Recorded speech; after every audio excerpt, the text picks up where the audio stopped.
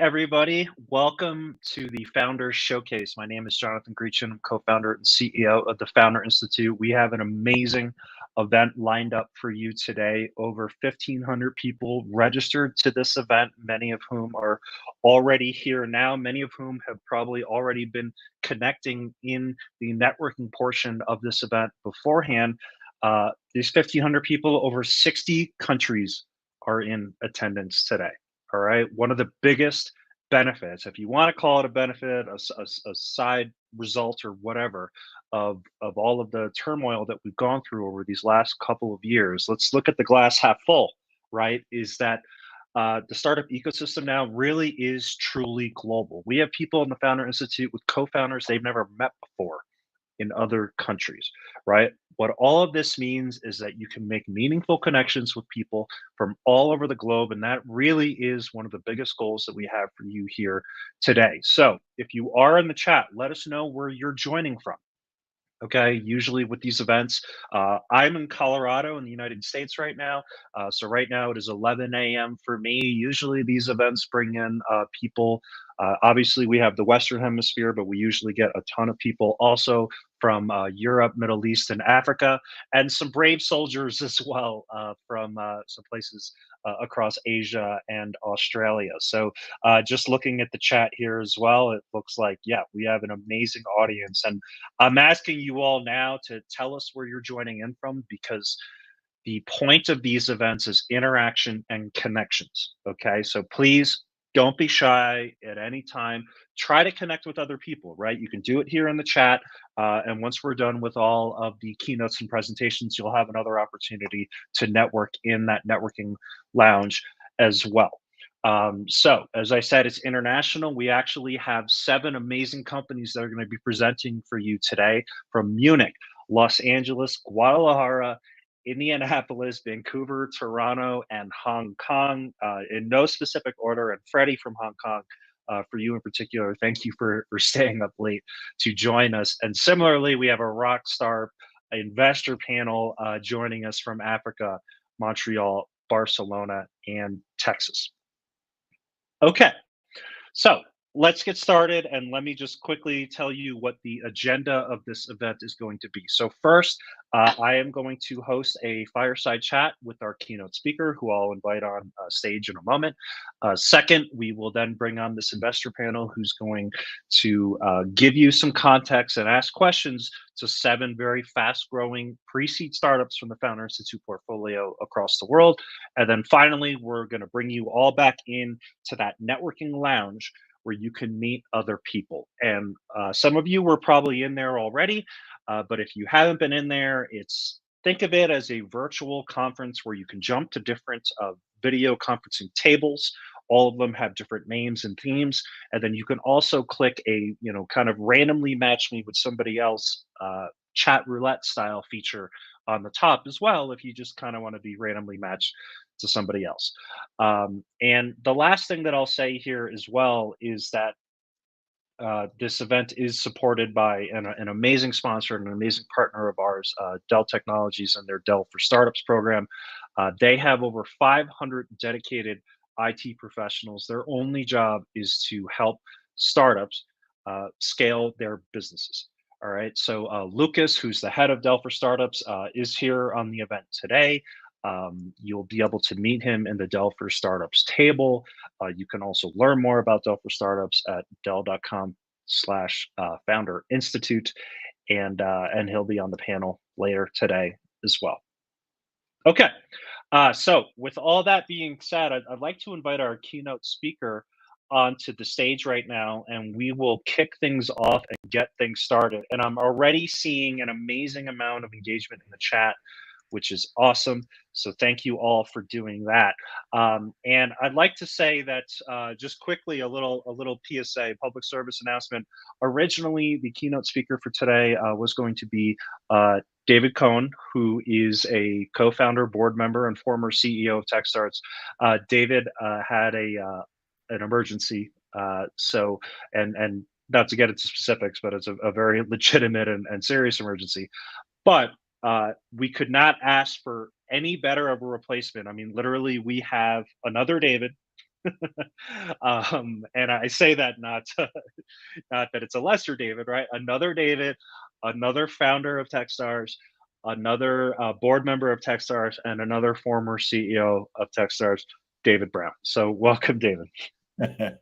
Thank you, Jonathan. David Cohen and I have been friends and co-founders for almost 35 years now. So we're basically interchangeable at this point. Yeah. As you mentioned, we have the same shtick. We have the same shtick, exactly. Right. So David, just quickly to get into a little bit about your background. So you were the Techstars CEO, co-CEO for about 7 years or so, right? And I know you guys brought in a new CEO last year. That's correct. Yep, that's exactly right. David and I, along with Brad Feld and Jared Polis, founded Techstars. Gosh, I think it's almost 15 years ago now. And I stepped down as CEO about a year ago. We brought in Maël Guévé, who's fantastic in running the business. And David and I remain on the board, but don't have operational roles. Mm-hmm. And I'd love to hear, just as the co-founders of Techstars, I think what a lot of entrepreneurs don't get is that accelerators and even funds, right, are sort of startups in the beginning. Right. So I'd love to just kind of hear where the inception point of Techstars and how it gets started, just kind of that typical startup story that I think a lot of people won't attribute to an organization like Techstars that at this point now is so big and ubiquitous and has done amazing things. I spoke actually at my daughter's middle school years ago, and she had a teacher that wanted to teach students about how to create a business. And I asked the students how many of them thought that the big companies that they knew of, that they had heard of, were startup once, right? What percentage? And it was funny to hear them, say very few or none or half or whatever. And of course, every company was a startup once, right? No matter how big, right? Dell was a startup. And Techstars was a startup. And, the origin story of Techstars was David and I had been co-founders on a number of different businesses. We'd met in 1991. So, almost, over 30 years ago now, and created a bunch of businesses and had some success and had some failure. And we're trying to figure out a way to pay it forward and help other entrepreneurs, both by giving them some advice, but also by helping them learn how not to hit all the same landmines that we had hit. Something that we had neglected to do in our startup career, right? We had made every mistake in the book, and it took us a while to realize, some of these mistakes are avoidable, and mentorship is great. And so we got together in 2006 was the idea. And David gets credit for having the idea and came up with this idea that maybe we could create a business that was to help to pay it forward, to help other entrepreneurs be successful. We had been angel investors for a while. We had joined an angel group that we weren't too happy with. And a lot of what Techstars was in the beginning was fixing what we saw as broken. And the word accelerator, it didn't even exist then. And it was just, right. It was a 100% experiment. It was summer of 2007. We put up a website. We invented some people to, we invited people to apply. We had no idea if anybody would actually come. But we said, we'll give you a little funding. We'll surround you with community members to give you advice. We won't charge you, which the angel group did at the time to pitch. In fact, we'll invest in you, and our business model will be, we'll participate in your success only if you're successful. And we'll make it a 3-month program and have an event at the end. We didn't use the word demo day. We didn't say we'd have mentors. We didn't use the word accelerator. All those things had to be invented. Those words had to be invented later. And we thought we'd try it out for 3 months in the summer of 2007. Ironically, as a way to our previous businesses, we traveled the world and had to fly everywhere, and we both had young families, and we want to stay close to home, and we wanted to, do something in Boulder, Colorado, and not have to travel so much. Who knew, right, that it was going to become this, global organization? It certainly wasn't the idea at the beginning. It was a couple of guys doing a startup and trying to figure it out, and not making any salary, and trying to find a bargain basement place to rent out some space, and through smoke and mirrors convince people that we knew what we were doing to come to the accelerator.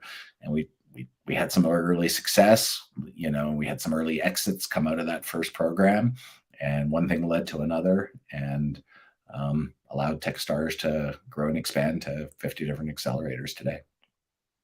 That's great, and that story is extremely common, and I mean that is just, it's a lot of the companies that are around, literally, right, for more than a decade. The companies that have an impact are the ones that usually it's not a bunch of founders, looking at a risk board trying to take over the world. It's one step at a time. It's a grind, just trying to help customers and growing organically, right? And it's so many of the things that you just said is also how Founder Institute has grown, and also just how I've seen so many other of our best portfolio companies grow as well, where it's just, you take what's ahead of you, the opportunities present themselves if you help people, right? And you just go from there. And I think this applies to all of you listening in, right? I mean, a lot of people say, wow, you had a lot of vision for what this would become. And the honest story is, just what you were saying, Jonathan. We were stumbling around in the dark with blindfold on early on, with our hands out, trying to figure out, if we could find product market fit. And that's exactly what every startup that is successful was doing in the early days. They didn't really know the exact path. They didn't look at a risk board. They didn't have a 100-page business plan. And trying to figure out, I'll also say, trying to figure out that exact path is such a waste of time, right? It's almost and I imagine you have a book called No Vision, All Drive, what I learned from my first company. So one of the interesting things that I saw as one of the comments about the book is that it's not so much about company building. It was more about like kind of the journey and the relationships, right? Totally. And startups are about rapidly iterating, trying different things, see what works, do more of what works. If it doesn't work, call it, try something different, doing that every single day, until you find your path, until you find your way. Yeah. For reference, like at Founder Institute, we hired for our first cohort, which by the way launched about 6 weeks after we incorporated the business. We hired, this was back in 2009, the most expensive video crew, right? Because we thought, oh, we're going to sell like premium videos on YouTube or something, right? And then people just started calling to say, hey, can we bring Founder Institute to our city? We're like, sure, I guess, right? And then you follow those organic opportunities, solve a problem for a customer. Those opportunities will just start to present themselves, right? Exactly. The universe will tell you where to go. Exactly. All right, so I'm going to transition here a little bit into just some of the other stuff that Techstars is doing. But I will say, for anybody in the chat, we do want to sprinkle as many of your questions into here as possible. So please don't be shy. Throw them into the chat. We have a team of people from F5 who will be feeding some of these questions to me. So please don't be shy. Okay, so we talked about a little bit about how Techstars started, and I want to talk a little bit about where you guys are going. It's something that probably a lot of people have seen, and to be honest, Techstars has been a leader in the space for a very long time. You guys have been running a lot of very impact-focused accelerators, but you announced something just I don't know, was it 2 or 3 weeks ago with JP Morgan, to essentially run, and as I said, you run a lot of individual accelerators for impact, but this is something like 40 accelerators you're going to be running, specifically targeted at kind of closing this opportunity gap of entrepreneurs to help them launch their businesses. I'd love to just hear, in your words, kind of what that opportunity is and how you would describe that to people, and how it's different from how you guys have attacked this in the past. Yeah, I mean, I think it's much more deliberate and it's much a bigger scale. And so what we did was we partnered with JP Morgan where they spoke to their clients, their wealthy clients, and said, who's interested in making really great investments in specifically Black and brown founders in various cities around the United States. And so let's take the model, the Techstars model that already works, cohorts of 10, 3-month program, $120,000 investment, et cetera. And let's provide it to a group of underrepresented and underestimated founders that have really great businesses, and do it in a way that provides a network and access to those that may not otherwise have had the ability or opportunity to do that. And I think it's one of the great things that came out of COVID. You were mentioning it a bit in terms of the Founder Institute conferences such as this one. The same has been true for Techstars in many ways, in that we're able to provide programs to individuals who may not be able to fly to Boulder, Colorado for 3 months and spend, quit their jobs and, just work on their business full time. And so I think it's a really, really great initiative. It's been in the works for well over a year.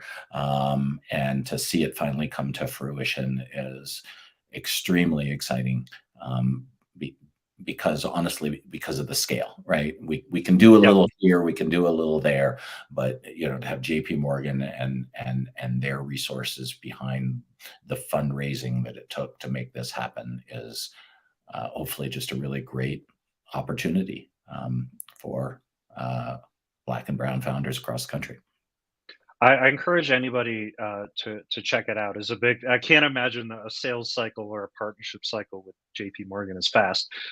So yeah, I'm sure it was not an easy thing to pull together, but I encourage anybody to check it out. And just as a side note, so people know, Founder Institute graduates go into all types of accelerators or angels or whatever around the world, and obviously we are in a lot of countries, so there's a lot of local accelerators. Right, Techstars is one of the few that are in a lot of cities around the world, and consistently since day one, and this is feedback that I've given since probably 2010.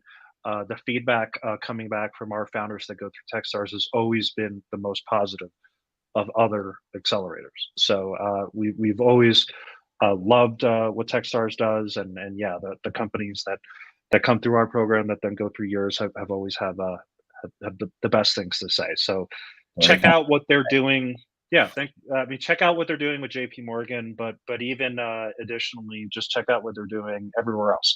So now I want to transition a little bit, all right, and into what I would call venture trends. And it was funny, even just the last couple of days, you start to see some of this news come out, right? I mean, I think in the last day or two, it's been this company Fast, right, laying off a lot of people. The last 18, 24 months, whatever you want to quantify it, has been somewhat ironically, one of the frothiest periods for startups. I mean, what are the biggest macro shifts that you are seeing now, and kind of where do you think the market is going just for venture capital and startups in general in the short term?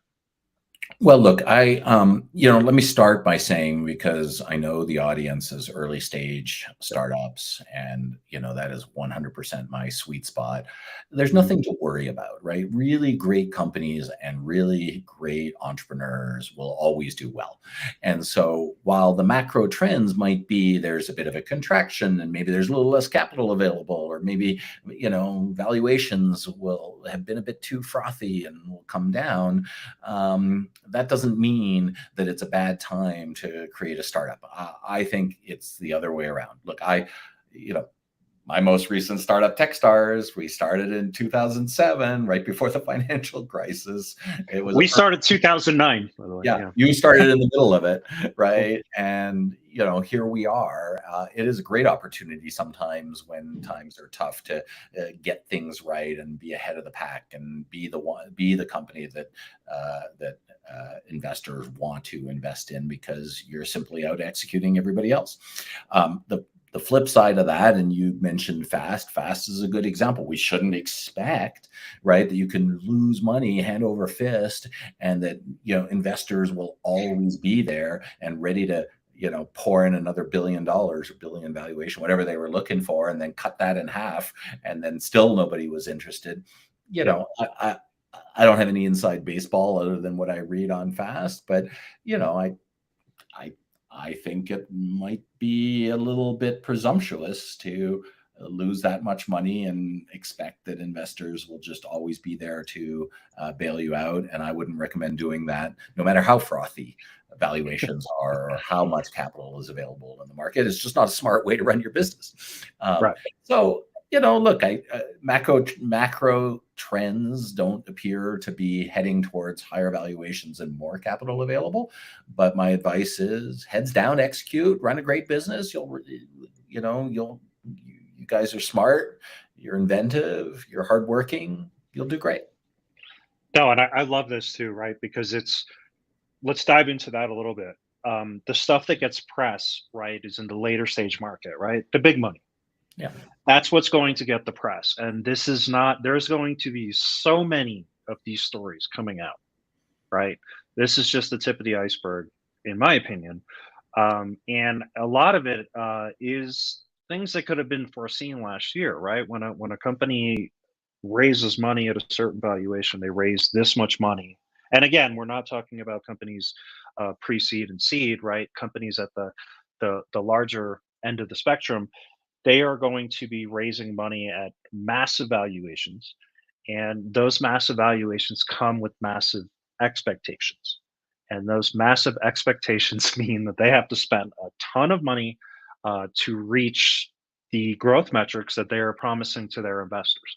So it looks like David cut out here, but I can continue to talk about this. Just we're at a point in the market where there is going to be a lot of news about startup failures. Okay. And a lot of these startup failures are ones that are not necessary. Number one is to Dave, what David was saying is that they're not necessarily going to impact the lower end of the market, and that is the seed and pre-seed founders. But number two, it is just it's kind of the nature of the game, right? When you're talking tens of millions, hundreds of millions of dollars, there are going to be people that over speculate and do these kinds of things, and that over speculation will lead to massive amount of burn, which will lead to some of the startup failures that we'll see coming along the pipe. Hey, David. Hey, so sorry about that. Bad time for No my worries. computer to decide to crap out. Yeah, so I was just talking about how a lot of the valuations and rounds that were raised last year, right, create these expectations for enormous growth. Nice. And the press is always going to talk about the big money, right? But for the founders, and there's a lot of angel investors on this conference as well, who are focused, like Founder Institute, on the pre-seed and very early stages, right? For them, we're a little bit insulated from this stuff because, yeah, like you said, it's times of change, times of disruption, if you want to call it, right? Is when uh, entrepreneurs that just execute quickly, cheaply, efficiently are the ones that can kind of come to the top, right? Couldn't agree more. And I would say, like, it's always interesting to read the news, but you're right. The news is about the outliers. Yep. And the big crashes or the sensational stories or the huge valuations. And none of us should, as early stage founders, none of us should be overly influenced by big investors pushing us to go in a direction, or even small investors, right, pushing us to go in a direction that doesn't feel comfortable. In the end, it's your business, and you owe it to your investors to be honest with them in the direction that you want to take it, and then go execute in that direction. If they're putting pressure on you to, spend like crazy and doesn't feel right to you, I give you permission to push back, because I think the odds of your success are much higher if you do. Yeah. So I know you've talked a lot about like the concept of humility for entrepreneurs, right? And I actually think this is like super prescient now, because a lot of entrepreneurs were raising rounds at crazy valuations. And again, this is at the top level of the market, but this is what people are going to be reading about in the media. Like how can an entrepreneur who is either going to their first round of funding or their second round of funding, or how do you think they can practice humility in a way that is going to help them build something sustainable as a business? Yeah, I've talked about this a number of times. In fact, I think there's an online talk that I gave in Montreal at Startup Fest that's gotten a bunch of views about sort of the importance of balancing self-confidence, right? As entrepreneurs, we need self-confidence. If you don't have self-confidence, you can't get the funding and you can't inspire people to follow you. But at the same time, not be arrogant, right? That if you're arrogant, it rarely works as a CEO. I mean, I never knew Steve Jobs, but by all accounts, right, he certainly had a bit of that in him and pushed people really hard. And there was a cult of Steve and everybody followed him anyway, but that approach rarely works. So if you can balance being self-confident without being arrogant, that equals humility, right? That equals the right formula, I believe, to be able to sort of have a vision, inspire people to, charge the hill with you, without it being a jerk about it. And you'll attract better employees. You'll have more fun. You'll sleep better at night. Your significant other will stay with you. All kinds of good things happen when you figure out that balance. But it's not easy. And I have a longer story than we have time for here on how I learned that. It took me until my 30s until I really sort of internally figured out how to get that balance right for me. But part of what you just said too, it's less about it's a lot about the progress, right? It's a lot about it's not exactly. I mean, I think a lot of that internal confidence but not being a prick about it, Yeah. right? Can come from like, okay, yeah, maybe I'm not, at this level right now, but I came from this level to this level in the last month, right? And we're guiding people through this journey. So I know you've also talked a little bit about just how, it's not about what metric you are now, right? Especially when we're talking about early stage companies, it's just about the progress that you're making over time, whether it's a month to month period, quarter to quarter, year over year, right? And I've always used that as very inspirational message to people, because it's not, look, I don't care if you might have 10 customers now, right? But if you have 30 next month, that's huge, right? So, I mean, That's exactly right. Yeah. Sorry, yeah. go ahead.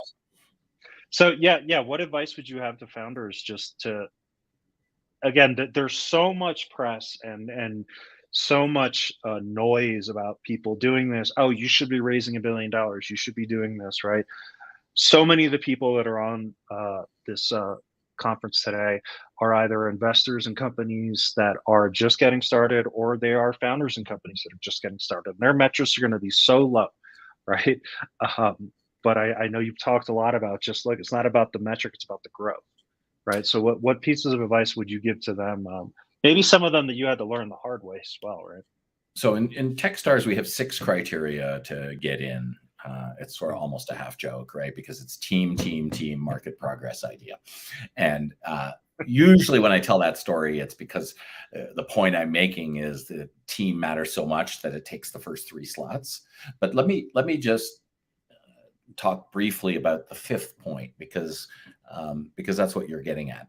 It used to be team, market traction idea, but we changed it very early on to be team, market progress idea. And what does that mean, right? If you have 100 paying customers, that sounds like traction, right? But if you've been at it for 10 years and they're each paying you $10 a year, that's not so great, right? So progress.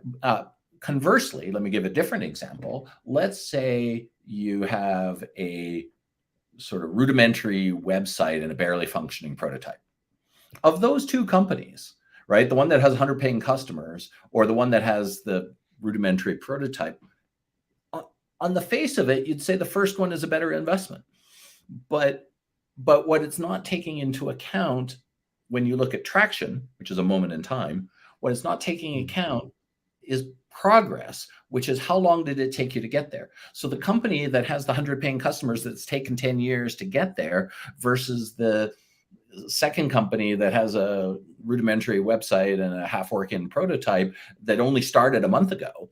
Like, I would invest in that second one all day long, right? And so it's really not about where you are. It's where you are compared to where you are a month ago, 3 months ago, 6 months ago, a year ago, right? That is progress.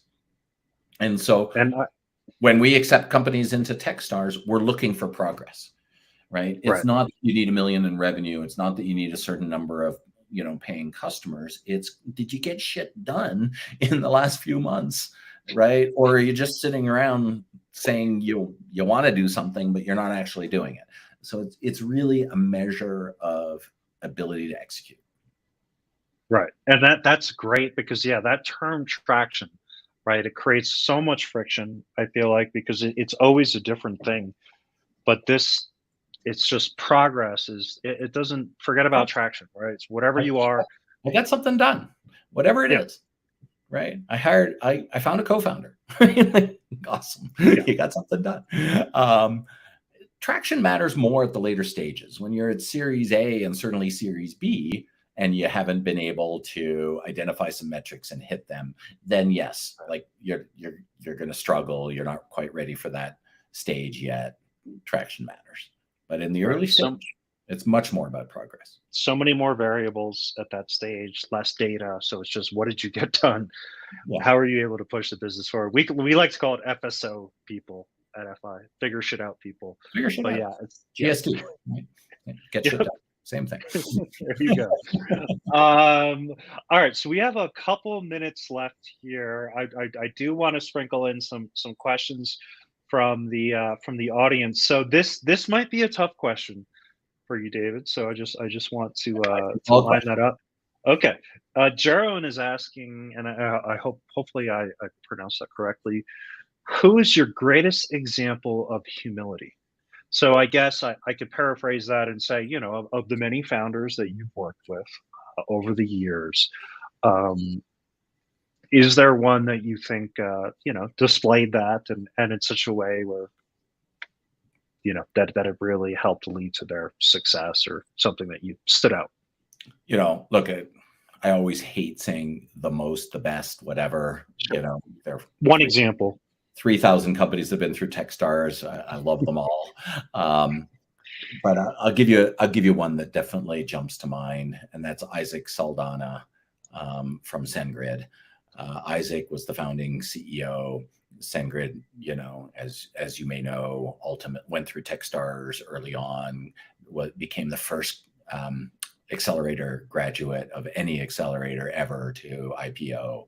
And then we are a customer, by the way. You're a customer, yeah. Who isn't, right? I mean, they process 50% of the world's emails, and ultimately sold to Twilio for I think $3 billion. Right, incredible success story. But Isaac and his co-founders, when they came in and they wanted to join Techstars, it was just the three of them. All they wanted to do was solve a problem. They were engineers that they saw in the world, which was, there was no good solution for when I click on forgot password, it always goes to spam. And every company they worked at as engineers, they were working with the email protocols, can spam, whatever it was, to prevent that from happening. And they said, it's really, really annoying as a customer if my forgot password or whatever email goes into spam, and it's really annoying as a developer to have to constantly update this in every application that exists. We'll just do it for everybody. They wanted to solve the problem, and humility, like growing a big business, making a lot of money, charging customers a lot of money. These were not concepts that, I might even say that they even understood, right? They were just clearly on earth to solve this email problem. And, you asked about humility. Humility became They had like 4 H's as their core value: honest, humble, and a couple of other H's, right? But humility actually made it into their core values, and they lived it every single day. And I think it's such a great story because they were just delightful human beings, and that you can run a company that way and be that successful, I think is an inspiration for all of us. No, it is a great story, and it's a great service too, I will say. And I think again, it's just focusing on solving a problem for a customer and letting the other things fall into come to you place. naturally. Exactly. Yeah. Exactly. So I do have a last question here for you. All right. And this is the last question that I like to ask all the speakers that come onto our events. And it's a question that we ask all the mentors at the Founder Institute as well, because a lot of what we do is trying to share knowledge from one kind of generation of entrepreneurs to the next, right? Unfortunately, one of the best ways to, and one of the only ways to learn things are the hard way, right? But I'm sure there are a lot of lessons you've learned the hard way. What is one of those lessons that you learned the hard way that you find yourself sharing the most often with the new entrepreneurs that you work with? That honestly, just because of human nature, maybe they won't listen to, but you wish that they would. I can't decide, so I'm going to squeeze in 2. Mhm. You know, one is make sure that you love what you're doing, right? If you're just doing it because you think you can make a lot of money, but you don't really care about your product or about your service, it's really, really hard when all startups have ups and downs. And in those down days, it's so much easier to get out of bed in the morning and solve the problem that you have if you say, I can't fail at this because the world really needs what I do. And it doesn't have to be, you know, solving global peace or solving climate change. It can be about keeping email out of spam. But when you're passionate about it, it's so much easier to overcome those inevitable lulls. That's thing one. Thing two is it took me a long time to really understand the value of a really strong network. Now, all of you are part of Founder Institute. All of you are participating in this community, so you probably have that figured out much better than I ever did. But my first startup, I was heads down in my business and I was trying to figure stuff out. And it's not necessarily arrogance that I thought that I had all the answers, but I just felt like I didn't have time to go to stuff, right? Like I had too much work to do. And it wasn't until I had a network that I realized, oh my God, there's so much value in having a trusted resource that I can just pick up the phone or have a Zoom or have a cup of coffee and say, I got this problem, you know, I need help. And so building up that network takes time, and it's done one person at a time. And just making sure that you invest a little bit of time each week in figuring out who your next mentor is going to be or your next mentee is going to be, so that week by week, year by year, you continue to grow that network and have people to help you and have your back, is just more valuable than I can describe. Awesome. For everybody here, I recommend write that down. These are amazing insights David was starting companies back then when we didn't have a lot of the benefits that we do now. These communities, and startup community wasn't a term back then, right? But all right, well, David, thank you so much for joining us today. This was amazing. For everybody else on here, check out his book, No Vision, All Drive. David Brown, thank you so much. Thanks for having me. Yeah, this was amazing. All right. Well, thank you so much, David. And we are now going to move on to the second part of the Founder Showcase. And for that, I am going to invite on my esteemed colleague, Martinez, who is going to be shepherding you all along for the second half of this show, where now we're going to get into the startups themselves. Okay, we're going to bring on some amazing investors onto the stage, and you're going to hear from 7 really fast-growing pre-seed startups from the FI portfolio from all across the globe. All right, thank you, everybody, and I hand it off to my more handsome and better Better horticultural background colleague here. Trying to stay on brand, John. Just trying to stay on brand. Martine. Oh yeah, with the FI. I have this FI leaf. You know, I mean, I guess does that count? Oh yeah, absolutely. Again, I just take a page from you, John. Hope that was a fantastic conversation. Thank you, David, over at TechStars. Thank you, John, for leading that discussion. So yeah, we'll let you get back into and fade out into the sunset. Thank you for helping us with leading that keynote. Welcome everybody. Welcome to the second half of the Founders Showcase. We always love to kick it off with a great speaker. My name is Martinez. I serve as the executive director for the Texas programs of Founder Institute, currently in Dallas, Houston, and here in Austin, where I'm based out of the capital city. We got a great showcase lined up for you. As John mentioned, we have 7 founders from all around the world. They're going to be presenting their pre-seed stage companies to you, our fantastic audience. And I've been looking at the crowd. We're cracking way over 550 attendees. And I've been just kind of watching the chat. We got people from all around the world. I've seen Vienna, India, Brazil, Israel. Just give us all a shout of where you're coming from, ladies and gentlemen. I want to see, again, Canada. We got a whole bunch of people from Canada. We got a few presenting from Canada as well. Germany, Kazakhstan, global community. It's right here. This is where it always happens. We do this once a quarter. I love this event. It's so much fun. So here's the ground rules of what the showcase is going to be for the duration of this event. We're going to be running for the next hour and 15 minutes, so we're going to be moving pretty quickly. As I mentioned, 7 founders from all around the world. Some are currently postgraduates from the FI core community, and we've also selected a couple of founders outside of the FI core program graduate group because we want to highlight some amazing people that are also engaging with this community. We love being able to showcase people from all around the world, and this is your chance to do that too. But before we get into it, I definitely want to give a big shout out to our friends at Dell Technologies, Dell for Startups. Quick thing about Dell before we dive into that, Dell is our presenting partner for this founder showcase for the spring. Their Dell for Startups program has over 500 IT advisors available to help provide consultation, product services, and discounts to help scale your startup.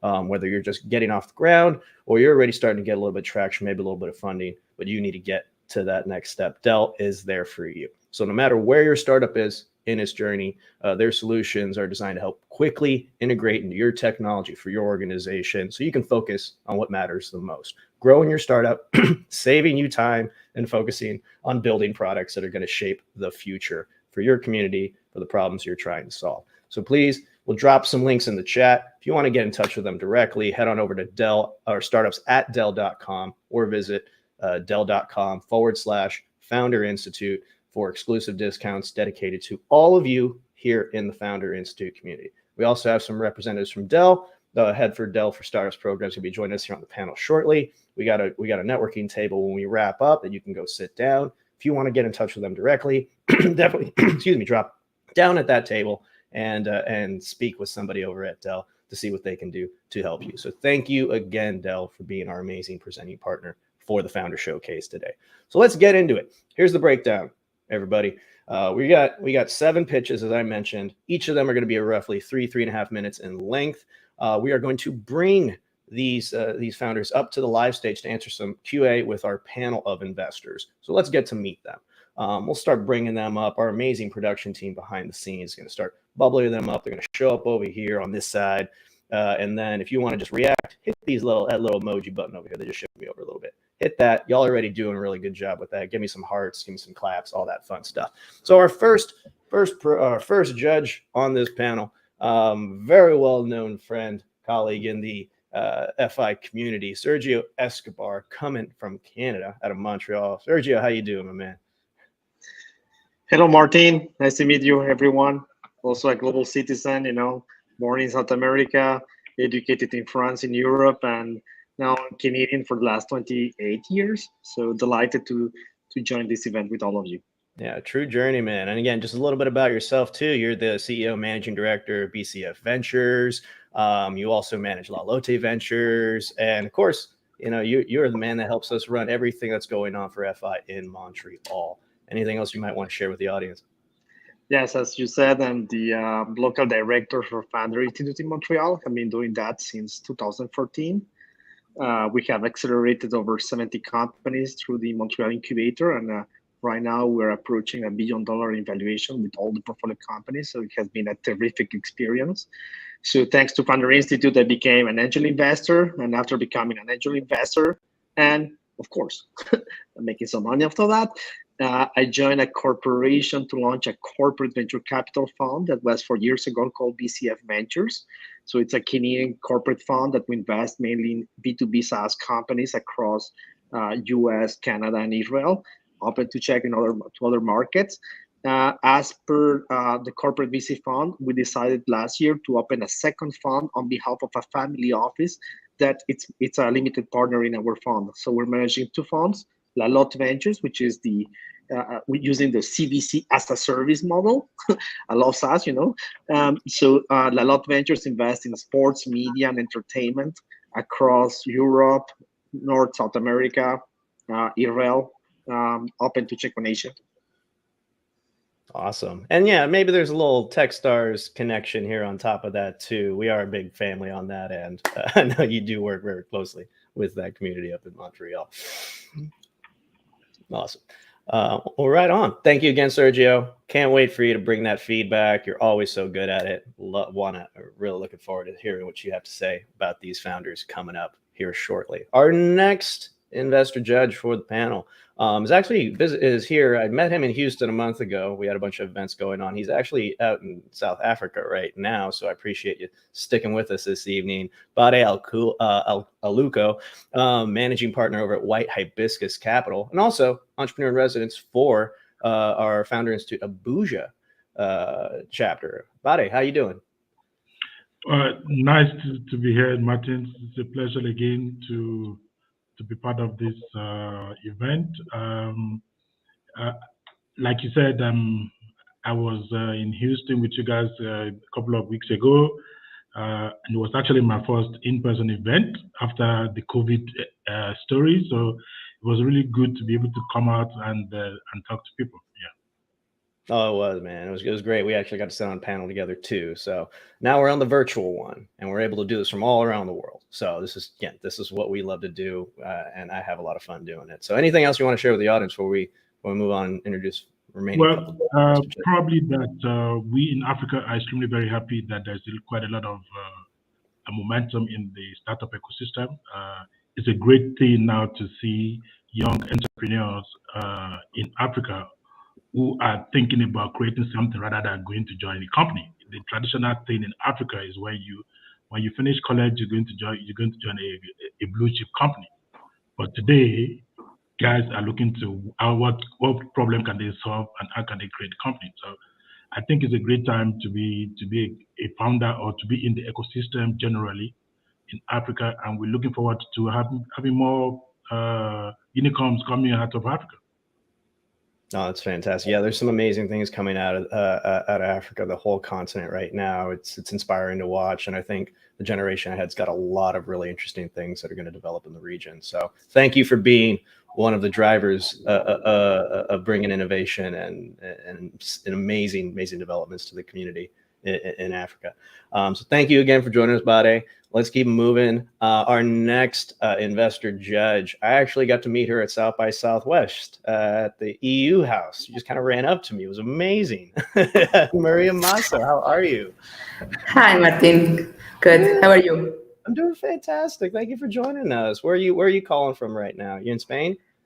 I am in Houston today. Oh, okay, you're in Houston. Fantastic. Cool. I need to visit back over there again. Maybe Bade can come in. We can all hang out. So Maria is the founder and CEO of the Business Angel Minority Association, or BAMA. But anything else you want to tell us a little bit more about your background experience, kind of what brings you here today? Sure. Thank you. First of all, thank you for inviting us.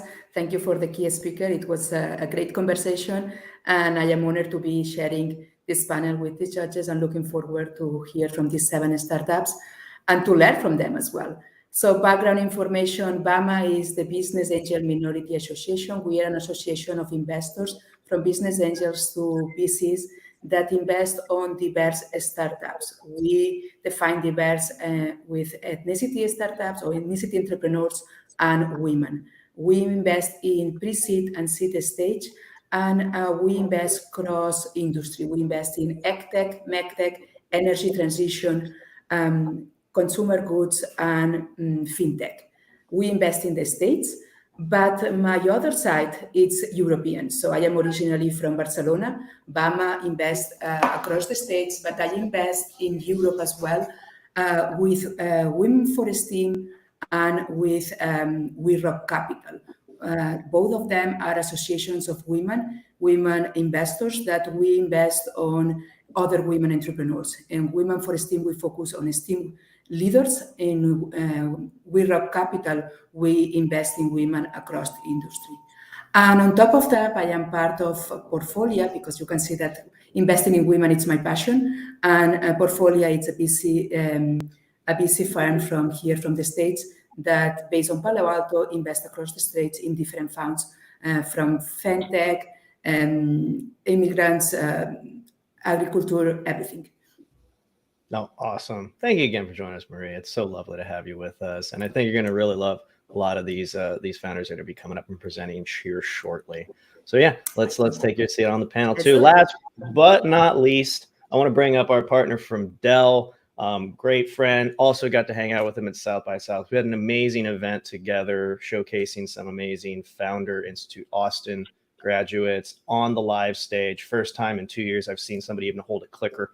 Lucas Child Del Pino, as I mentioned earlier before, head of Dell for startups at Dell Technologies, originally from Argentina, where you've launched several businesses and ventures, some in the coffee industry, and then also bringing it to the US. But one thing I didn't realize, you were a professional rally race car driver for 7 years.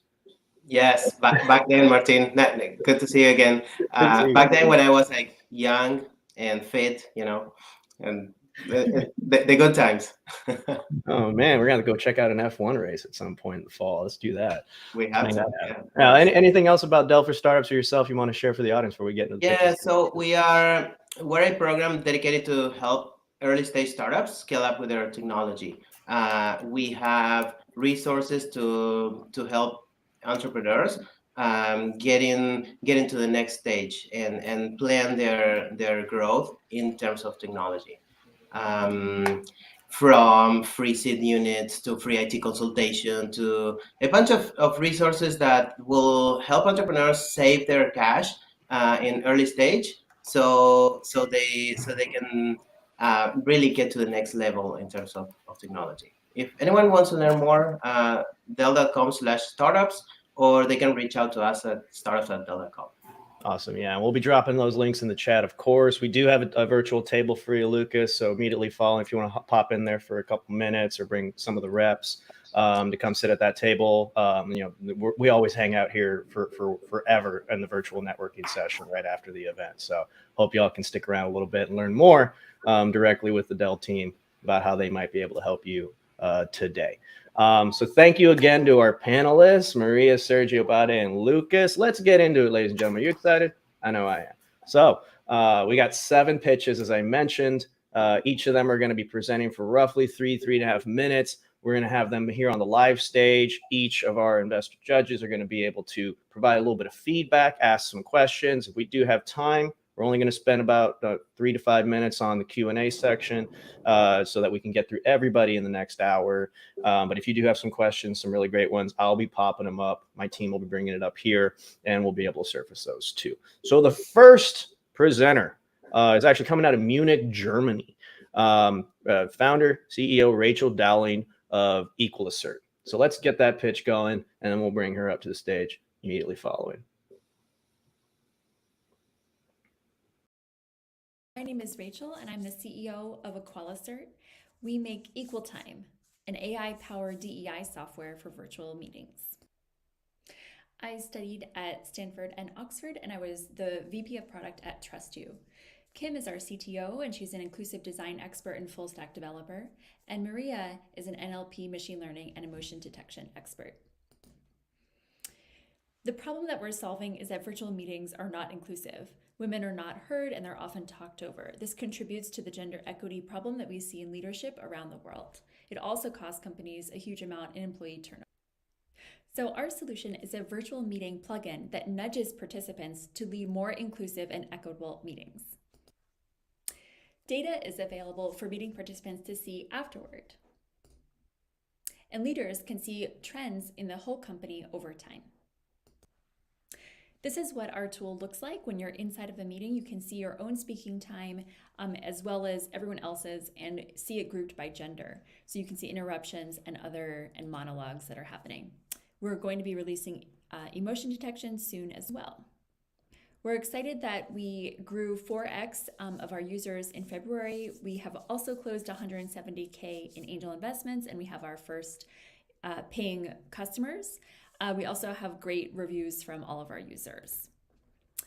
We have a B2B SaaS business model with a freemium onboarding, and we're growing through product-led growth as well as sales and research. The global DEI and employee engagement market is over $1 billion, and we aim to get 10% of the market share by 2030, accounting to 1.1 million annual revenue. We're starting with SMB and scale-up customers. We are alone in providing DEI within virtual meeting space, and we provide automated coaching here. So we extend the efficacy of anti-bias training programs by more than 500%. We also provide novel insights on daily company culture, and it requires no setup and no training to start using. Building off all of our momentum, we are now raising 850K. We also have a goal to have a diverse cap table with 50% coming from women or underrepresented investors. So please reach out to me if you would like to be a part of our mission. We'd love to have you on board. Thank you very much. Awesome. Rachel, how you doing? Let's bring you up on stage. Good evening. You coming out of Germany right now? Hi. Yes, I'm in Munich. All right. On. I hope it's not too late. But yeah, let's kick it over to our panel. I know we're still trying to get everybody back up here. And it looks like one of them I'm having some connectivity issues. Just do a quick refresh and you'll be able to pop back in real quick. But let's kick it over to our first couple panelists, or whoever wants to start off. You just feel free to unmute, dive right in. We got about 5 minutes on the feedback piece. So let's try to keep the responses quick as well, Rachel, so we can get as many questions in for you. Okay. So who wants to kick it off first? I can start. Okay. Oh, go for it. Let's go with you. Hey, Rachel. Nice to meet you and love the presentation. What's your revenue model and what's your cost per customer and cost of acquisition? Yeah, so the revenue model, we're doing a subscription. So we basically pay or we charge companies per employee count, basically. So the larger the company, the larger the subscription cost. We are still price testing, to be very honest with you. We're sort of at the early stage where we're just now going to be, we've just got our first 2 paying customers, so we don't really know yet exactly what the market will bear and exactly the right price point, but something similar or akin to like other SaaS products that are out there. It is an add-on into virtual meeting software, so onto Zoom or Google Meets. In the future, we hope to do MS Teams as well. And then the cost per acquisition, we're also still testing that, but it looks like it's around $5 when we've done some testing from like LinkedIn ads. I don't think that paid marketing is really the first way that we're going to go with this. To be very honest, we'll probably do more of like a content marketing acquisition and inbound sales conversion approach because it's more cost effective. But that's kind of where we're targeting really the HR leaders, business leaders, or diversity and inclusion leaders. Thank you. Fantastic. Okay, Richard, nice to meet you. Thanks for your presentation. Quite, I like the flow.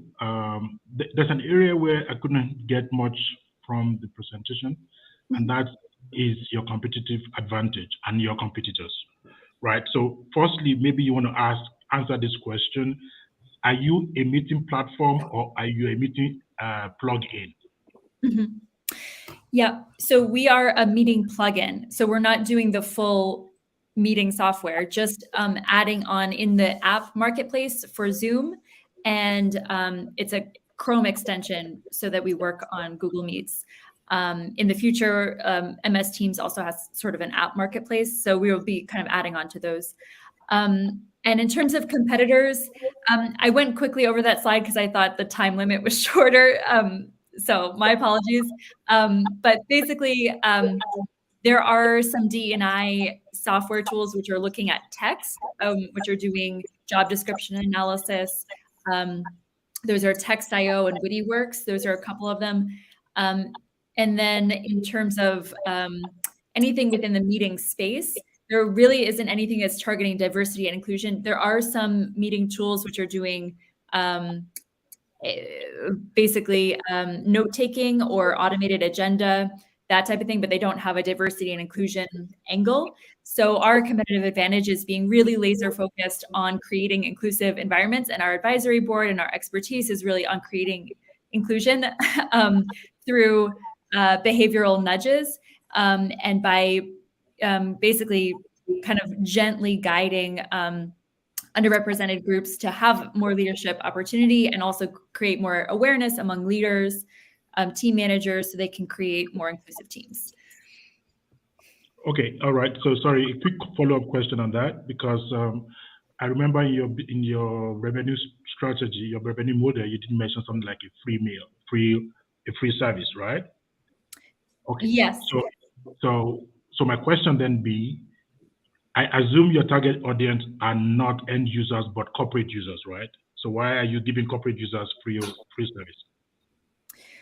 Yeah, so we want to give, it's sort of like a free, you can think about it as sort of a free trial, but free access to try a limited feature set. So instead of limiting it on time, we limit it on the features. So to be very specific, we have sort of the idea is we give access within the meeting to your data. And then if you want to save the data or you want to see your data over time, the analysis over time, then that's when they would have to convert to a paid usage. But the free access is available for, for basically testing within your meetings to see if it's helpful.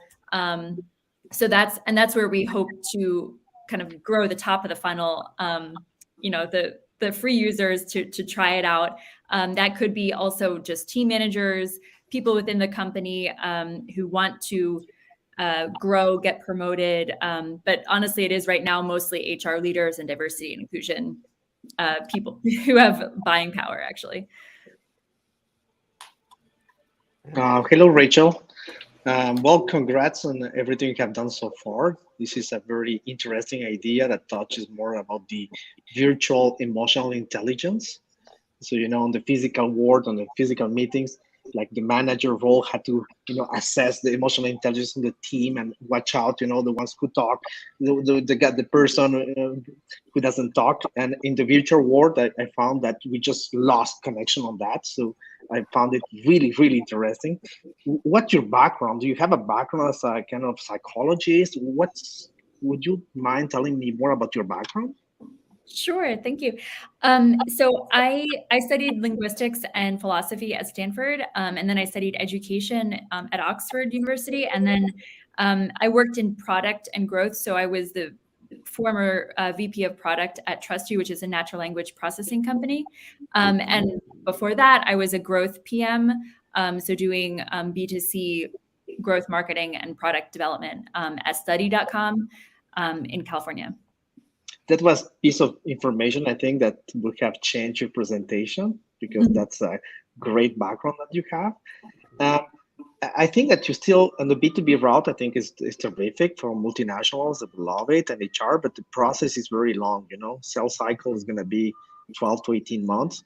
I think you have time to do the beta testing on the B2C side. And given that you have an expertise in linguistics, you can add some features, and lots of consumers could pay. I could use it myself on the Zoom, but to have more data, like am I assertive? How much time I was talking? So I think there's a lot of features that in the linguistic part that you can help not only people on diversity, but pretty much everyone, because everyone wants to improve, how you act, how you behave. So I think you have a terrific idea. You're up to something. And if you hit the B2C thing on the market side, you can have a virality if you do have these kind of features to help, people become a better leader, better person, but whatever during these virtual meetings, because they're going to stay forever. Mm-hmm. Thank you. Awesome. Last but not least, Maria, we got you back. Yeah, you got me back. So my question is more about the technical side and first, Rachel, agree with my colleagues, a fantastic idea and a great presentation, even if I lost a connection at some point. More about, it's an add-on to one of the big platforms. So what is, you are very young in the stage, but are you thinking already in this early exit strategy, and what is stopping to Zoom to develop these features once you are already there, right? So how are you protecting yourself? Yeah, I always get this question, so it's a good one. Really gets back to the competitive analysis question also, because what we see Zoom and MS Teams, and we've talked to them actually too, like they're so they have so much ground to cover as it is, being a global meeting platform. They're not going to focus and have specific deep expertise in inclusion and diversity, which is where we're really laser focused. So that is really our, they have an app marketplace that we're going to play into. I don't think that they are going to become a diversity and inclusion leader before we would. In terms of the exit strategy, there's a number of, potential future wonderful exits, let's say, whether we go all the way to IPO or whether like another player in the virtual meeting space, or there are actually a lot of large HR companies like Workday or these other like HR management systems, UKG, that do have active M&A activities. So we actually are also working on becoming a partner with UKG. They have a big customer network that we could potentially share, where they connect to we could gather demographic data kind of from those companies and facilitate the onboarding with that. So I don't know, I think there's a number of different ways. Right now, we're really focused on building a valuable product, and I'm sure a great exit will be possible eventually. Fantastic answer. Awesome. Thank you. Right on. Thank you, Rachel. Be sure, ladies and gentlemen, to drop by Rachel's table immediately following the pitch. If you want to connect a little bit more, you have some more questions directed to her and team, be sure to drop at the table. So thank you for joining us, Rachel. I hope you have a phenomenal rest of your evening, and we'll see you at the networking lounge after that. We got 6 more of these to go, so we're gonna move quick, ladies and gentlemen. If you're having fun, let us know in the chat. Again, I was seeing everywhere off the planet. We're going to move back stateside to Indianapolis, Indiana, for our next presentation. Joe Bellavance, founder and CEO over at Slice. So let's take it to video. And CEO of Slice. Most people want to know the X4Y metaphor immediately, so here's ours. Slice is Photoshop for writers. Now, when I say writers, I'm not talking about the J.K. Rowlings and Stephen Kings of the world. I am referring to people like you and me, knowledge workers who write content for others. Most people also want to know the big vision immediately, so here it is. Our goal is to become to business writers what Adobe is to designers. Over the next few minutes, I'm going to illustrate a gaping hole in the market, how we'll fill it, and why you should invest now. Software companies have created studios or workbenches for most professionals. Adobe, for example, has created a suite of products for graphic designers. Other professionals get great tools too. Programmers get Visual Studio. Traders get Bloomberg. Engineers get AutoCAD. But writers, we get a blank page. I mean, what the hell? Do you realize that the word processor was designed in 1979?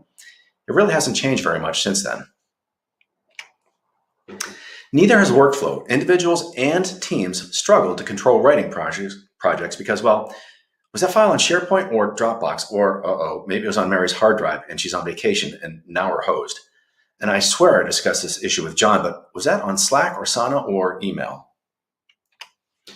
The total addressable market for business writing is enormous. $28 billion represents our estimate for only long-form content among only US companies. Slice is live. We have paying customers. Emma said that Slice is a 10x multiplier on our productivity. Michael compared its effect on his work to Dropbox in Miro. We recently started focusing exclusively on B2B customers. We've begun selling to agencies, and we already have our first account. We also just started a paid pilot program with the world's largest pre-seed accelerator. Slice will have 3 product tiers. Essentials is live now, and we need to build it out. We'll release the team tier in February of 2023 and enterprise in September of 2023. We project nearly $5 million in revenue for 2024 with a $7.5 million ARR in December of that year. About 45% of that revenue will be driven by the team tier, and the enterprise tier will be growing quickly. The core team is talented and tight. I excel at driving ideas to market. I did it a couple years ago with a consumer product that I designed and sold into major retailers. I'm now doing something similar with Slice, and because I'm a talented writer, I understand what knowledge workers need. Željko is a gifted senior full-stack developer who has also been a product owner, a software architect, and a technical team lead.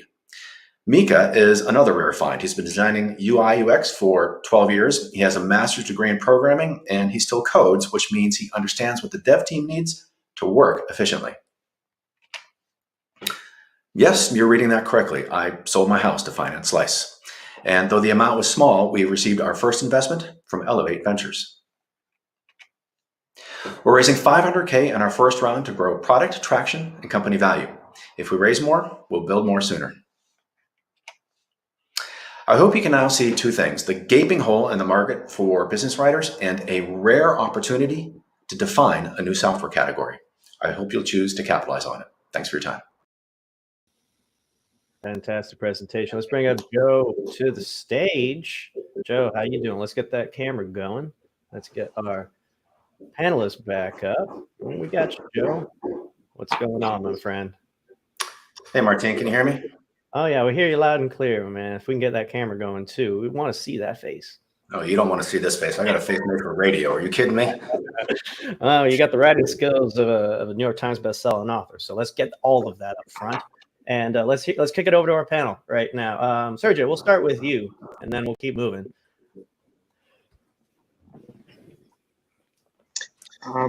Sorry, can Bade and Lucas can go? I'm watching. I'm watching his demo. Hold on. Okay. I wanted to. Joe, thanks a lot for the presentation.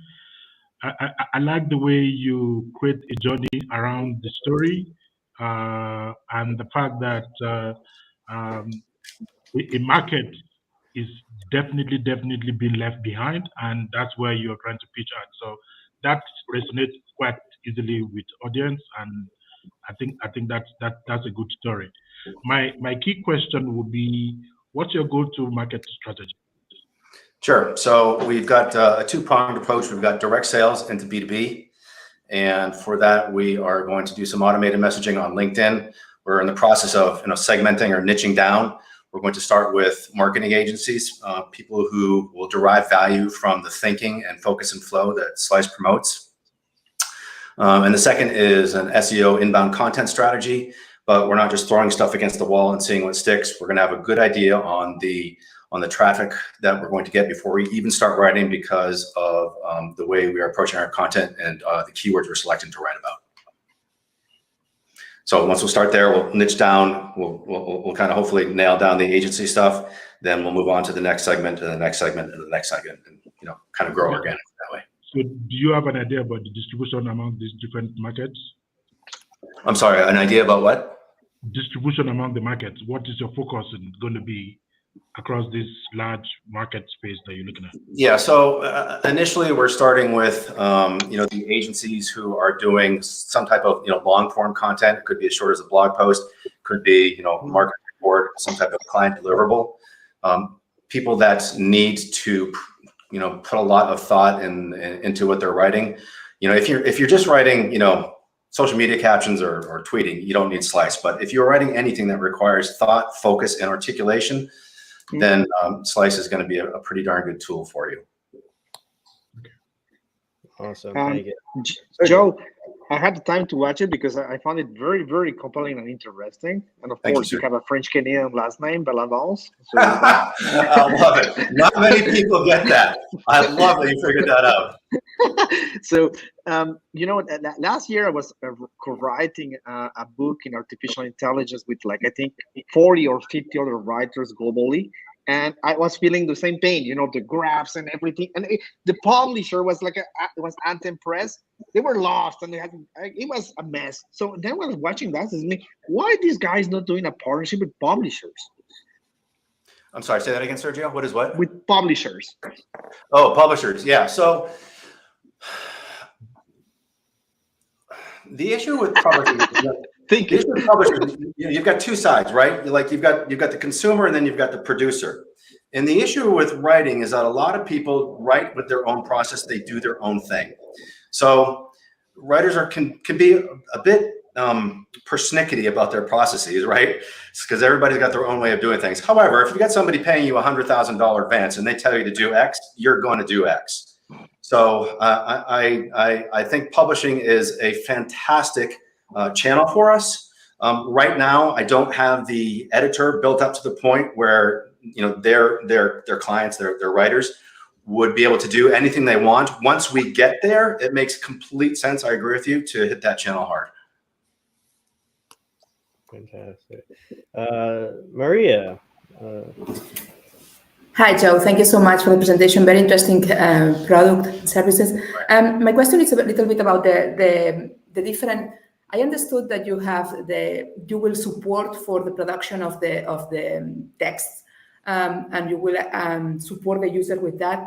But you will support as well with the channels, with being a substitute for Dropbox, Slack, and all the different ways that we have to communicate. So for me, it's like two different products. So the fact to have these two different products and how they interact between them, and why not focusing one for the launching? Sure. So what we've seen for the past 40 years is a focus on one or the other or third. When somebody is writing, they're doing three jobs really. They're writing and editing their content. They're managing their projects and they're researching.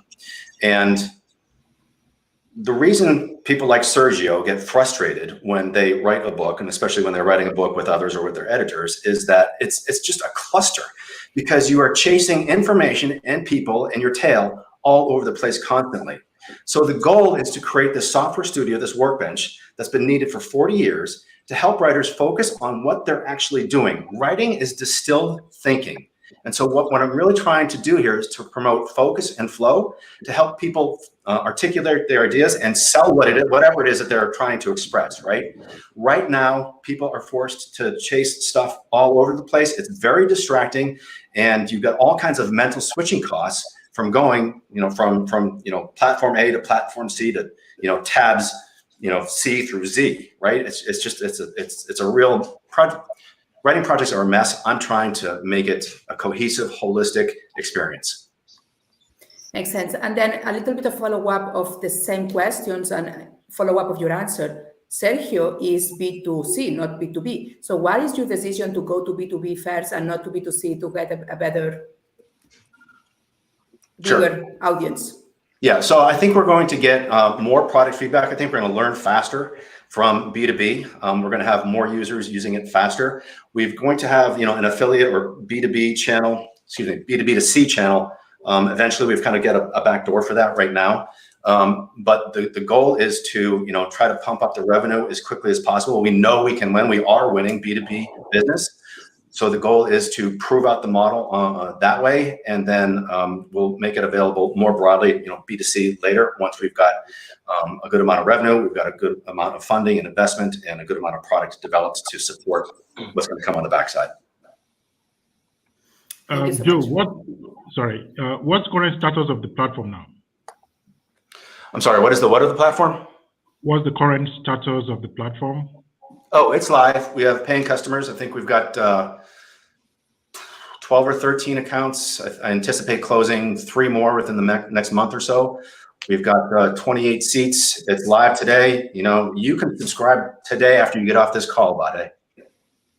Okay. encourage And what's the future plans for new features to the platform? Do you have any roadmap for features?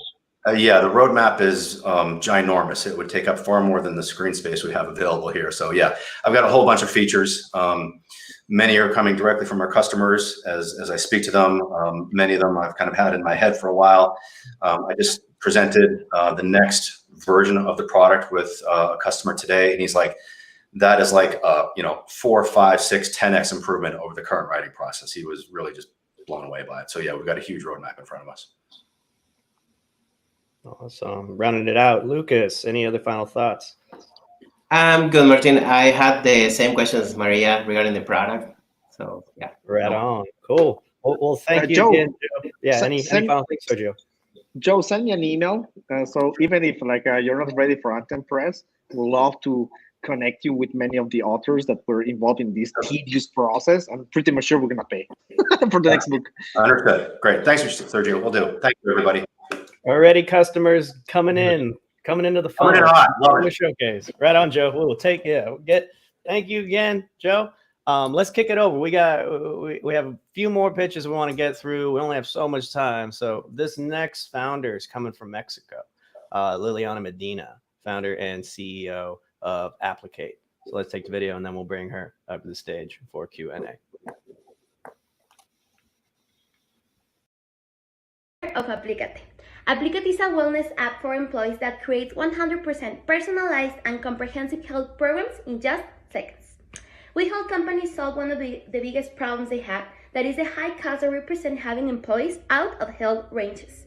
By implementing Applicate as a wellness program, companies can achieve savings up to $1,500 per employee per year, comply with official regulations, achieve fiscal strategies, and measure the happiness of their employees. Applicate works with 2 pillars that works completely automatic: nutrition, exercise, and mindfulness. Each pillar is integrated and synchronized with each other. The more information the user puts on their file, the more personalized the program will be. The nutrition plan can even adapt to vegan diets, diabetes, pregnancy, and more. The training routine is customized to the physical condition, injuries, and make progressive increases on the fitness level. The emotional diary gives mindfulness, personalized exercises, and meditations. Everything is fully automatic, available at any time, any place, without the need of a healthcare professional behind on a video call to provide the support, or the need of wait for an appointment. Our algorithm is supported by professionals with the best certifications. What makes us different? We have our own certified technology and algorithm. We don't need a human resource behind in real time, and this allows us to grow exponentially and have a higher social impact with a lower price about our competitors. Applicate can simultaneously help an unlimited number of users on a personalized way at the same time. We work B2B with a subscription model. Our cost goes from $1 to $4, depending on the size of the company. And we send email sequences and schedule Zoom meetings. Then we sign our contracts and give access to the users. There is a big concern in companies about wellness of their employees and the need of official regulations in LATAM. That can be solved with Applicate. And there we are, 2 women that really want to see a change in health through technology. Some of the mentors that have been here along the way. And right now we are in that cohort number 6 of Latitude. And we launched the app only a month ago, and we currently have 300 paid users from 2 companies with a traction of $5,000. There is a queue of at least these 7 companies waiting for the program that will represent a traction of $80,000. These companies are in the waiting list because we don't have the team to give them the service they deserve.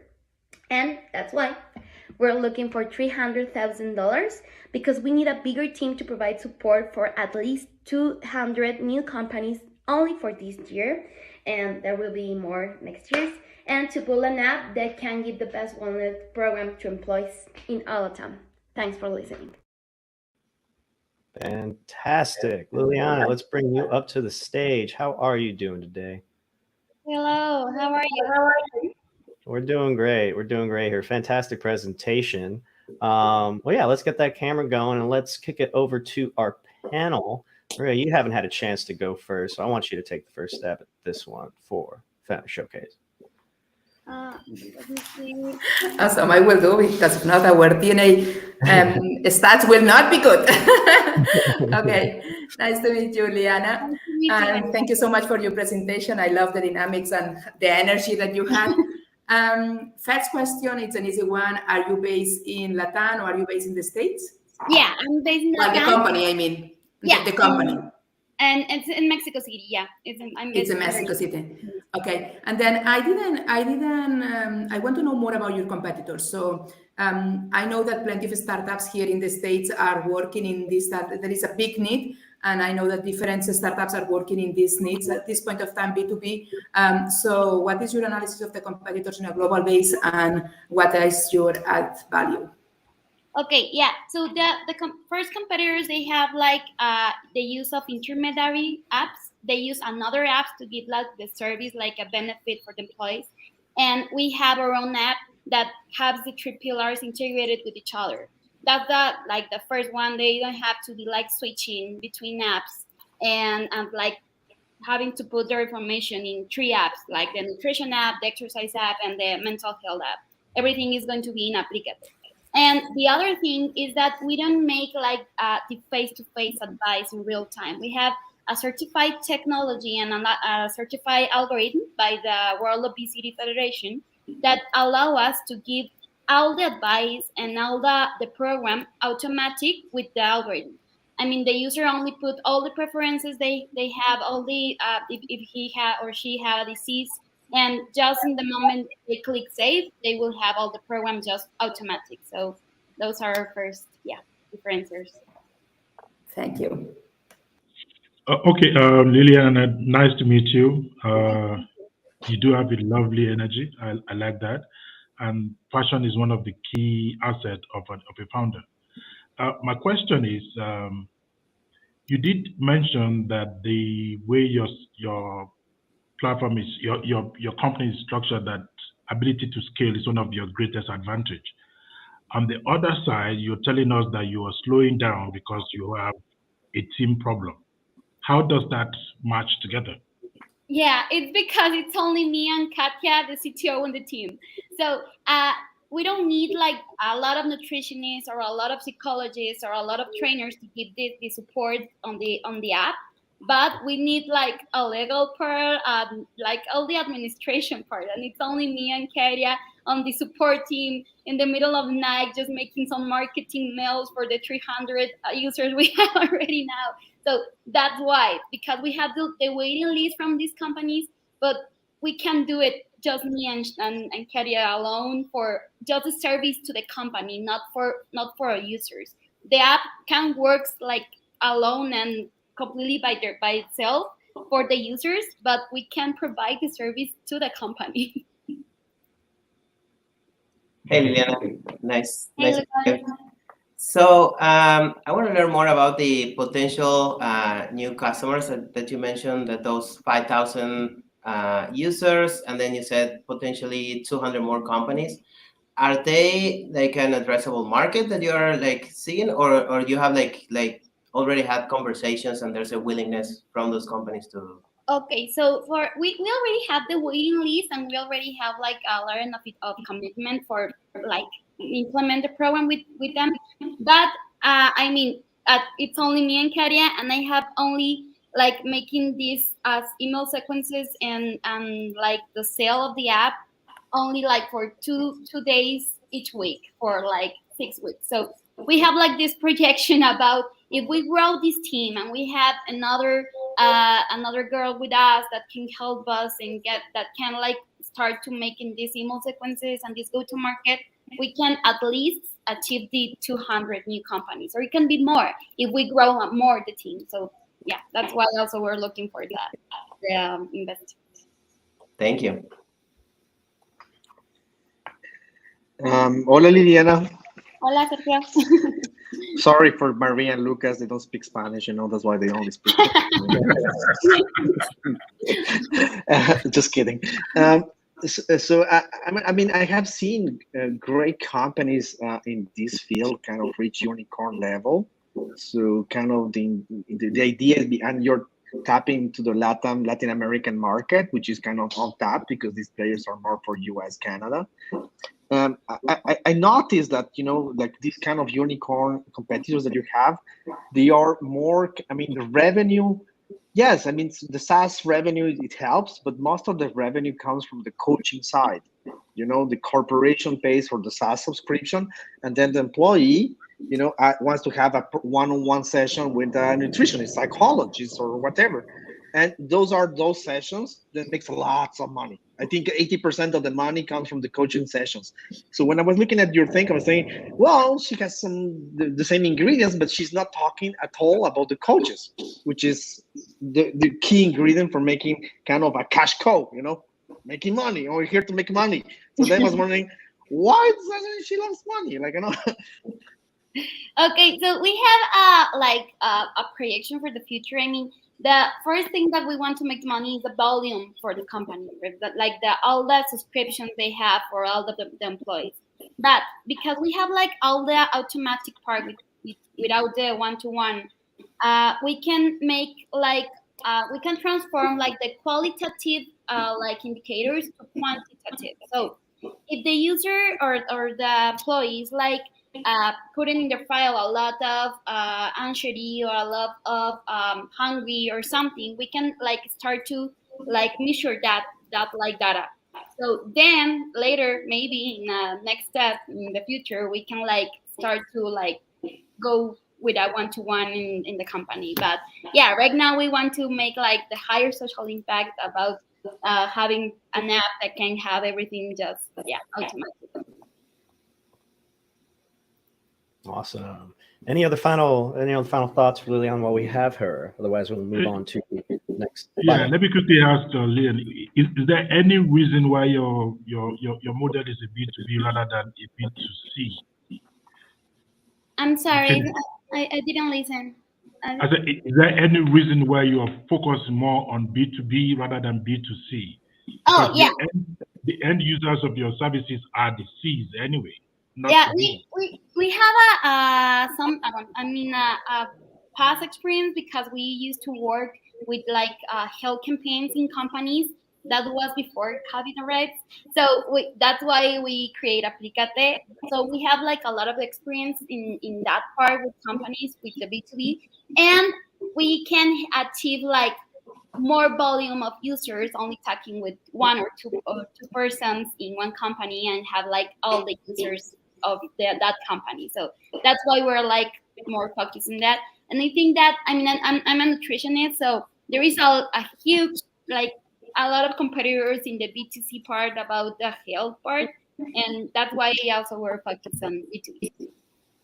Okay. Fantastic. And as a reminder, everybody in the audience, we've been crushing 500 plus attendees all day. All of these founders are going to be have virtual tables. So when we break to the networking portion, once we wrap the pitches, definitely take a seat and get to meet some of these amazing founders and learn how you might be able to support them either through funding or becoming a customer or just being a big champion of what they're doing to solve problems out there. So thank you again, Liliana. We'll catch you at the networking lounge. So let's keep it rolling. We're about crossing over the halfway point, everybody. Only got about 30 minutes, so we're going to move as quickly as possible. So let's bring up our fourth presenter of the day. Coming out of Hong Kong, thank you for being up in the middle of the night with us for this. Freddie Law, founder of Storius. Freddie, CEO and co-founder of Storius. Storius turn your world into a podcast-guided museum. This is a location-based shortcast for cultural tourism walk. We try to work with knowledge owner that they find problem that they want to reach out with more audience, they want to digitize their content, and they want to have a low cost of production. And we in Storius provide them in a travel context, creating short podcasts and upload with geotext on our app. This is how our app look like, a map with stories on the map, and then you can click and listen. It's a daily subscription model, loads of professional contents. And for the content listeners, the walking tour visitors, it's high cost for private guided tour and its limitations during COVID and etc. And if they don't follow, they need to have a long time of preparations to guide themselves. So for Storiers, we provide an affordable, safe, and beyond guided tour limitation and save time to prepare themselves to understand a city. Our business model. At the moment, we already confirmed 30 content partner and 3,000 users in a pre-launch 3 months period with a CAC 0.25. 20% of users that we test are willing to pay us $5.7 for a day subscription 24 hours, and we charge $4.99. So each user value $1 revenue, and Storiers can cap a 30% margin. So far, we are using a freemium model. 80% of the content are for free, and then we charge for the 20% paid content. You can just subscribe for a day, and then you can walk around the whole city in Hong Kong, in Taipei, and soon New York. We benchmark 2 very successful similar model company in China and in Europe, and they already raised more than $10 million with thousands of millions of users. And the podcast market currently is more than a $10 billion market with a CAGR 30%. And in Hong Kong and Taipei, currently there are more than around 6 million paying users a year, and we aim to have a revenue reaching $6 million if we capture these 2 markets only. Our go-to-market strategy is partner with hotels and accommodations. They share 20% of profit, co-promotion with different attractions, as well as in school. Our differences is we are audio, professional content, affordable, and accessible. Very much different with guided tour privately or free tour. Versus other different apps, our content is professional and much more diverse. We already was interviewed by quite a lot of different medias about travel innovation during COVID, about short podcast audio markets, and also were on TV. Our team is amazing. We had enough software engineering experience from leading universities, working in Stanford, studied at Oxford, and I had cultural experience for more than 10 years, worked in Google, and this is my 5th company. Our advisor is ex-CEO of Cisco and private equity chairman of Hong Kong and some professors in university. This is our finance. We look for 200K US with a 1.5 million pre-money valuation. Thank you. Great presentation, Fred. Let's bring you up to the stage. How you doing, man? Good morning. I know you're up late. Thank you for joining us. I know it's like crushing almost 2 a.m. where you're at. So how you doing? Yes, doing good. Little sleepy, but exciting. Oh, right on. Again, welcome. Hope it's been a treat so far. So, judges, I know I know many of you might have a hard stop at the top of the hour. So, if we can be short and sweet for these, just one question apiece, so we can get through the remaining pitches. We'll take it from here. First judge to go up. Feel free to unmute and let's take it from here. I can start. Hey, Freddie. So, from the 2 sides, from the users and the content creators. So I got the users part that in average you get $1 with 30% GM. Do you pay or do you charge the content creators if they're like hotels nearby or sponsors, or like how does it work? And does that has to come from your revenue generated from your users? At the very beginning, the first 30 partners are all free, so they're not paying us anything. But gradually, when we talk to more partners, they were also asking your questions. They say, this is very excellent service. How much do you charge? And then they are very surprised to know that it's actually free service. And we're trying to explore what kind of partners that we can actually charge them. And then we realize actually hotels are very willing to pay. And then we might switch the model. Right now, it's only B2C. We're charging the user. In the future, we are exploring maybe hotel will be the first bunch of partners that we are going to charge them. Okay, thank you. Right on. Bade, you're off mute already. Figure you might have a question. Yes, Freddie. What's your currently you are in 3 or 4 your 3 or 4 cities, right? You said. Yeah. And you're all in Southeast Asia. So, are you planning to expand into the cities, at least within your geographical area, before you go to the rest of the world? Yes, our goal is to go to every city in the world that is well traveled. To make it realistic, the top 10 cities or in Asia first, and then the top 30 cities around the world, and then the top 50 cities all over That would probably take 5 to 10 years in our plan. Currently, we got accepted in the largest accelerator in Taiwan. So Hong Kong is the first city, and then we expand to Taipei. The next city probably be Tokyo. We are more familiarized with Asia at the moment, but if we get any support around the network, the next station is in New York because we had co-founders currently in NYU, and then we'll see what kind of support we can get. Awesome. Maria, Sergio, you're off mute. Would you mind sharing some unit economics regarding the consumer usage? Like, how much time are they using? Are they coming back? The churn and so on? Yeah, this is kind of a sad thing because the first 3 months we get more than 3,000 users, and then February and March we get the hardest hit of COVID. Hong Kong city shut down, so and there's no more people going outside. Everyone stay home. For the last 2 months, we only grow 500 users. So these users, the monthly active users drop quite a lot actually from February to March, and then we can see actually users are coming around a month time. So the frequency is low, but this is our travel setting. So not everyone traveling every week inside the city. So they use probably once a month. May I have, hi Freddy, nice to meet you. May I have more information about the round? You mentioned the round at the end. How much are you raising? What's the evaluation at this point? And if you are convertible note, and if you are based in New York or Delaware or where you are? Yeah, we are currently raising 200K US dollar. We have P money valuation 1.5 million US. And currently we are approached by a university in Hong Kong, the City University. They're giving us 100K with a safe note. And then they will use university resources to give in as our investor. So so we already get 100K to be confirmed within 2 weeks time. The confirmation is on the 13th of April. So if we get a City University investment, we need to look for another 200K. Awesome. Fantastic. Well, thank you, Freddie. Again, if you want to talk, the chat has been kind of lighting up for you right now, Freddie. People want to use this right now. So if you want to talk to Freddie a little bit more, stop by the virtual table when we break after the pitches, get to know him a little bit more, see how you might be able to leverage his service moving forward. Thank you, Freddie. Thank you again for joining us so late. So thanks. Let's keep rolling, ladies and gentlemen. We got a few more pitches. Want to make sure we're on time with this. Our next founder, coming from Calabasas, California. See, we're a global organization. We're all over the place. New Life Virtual founder and CEO, JD Metz. Let's take the video. I'm JD Metz, founder of New Life Virtual, a community healthcare platform that utilizes the same addictive power of social media to change how we treat addiction. Did you know that 100,000 people died from an overdose in the past 12 months? That's one human life every 5 minutes, and this is what we help solve.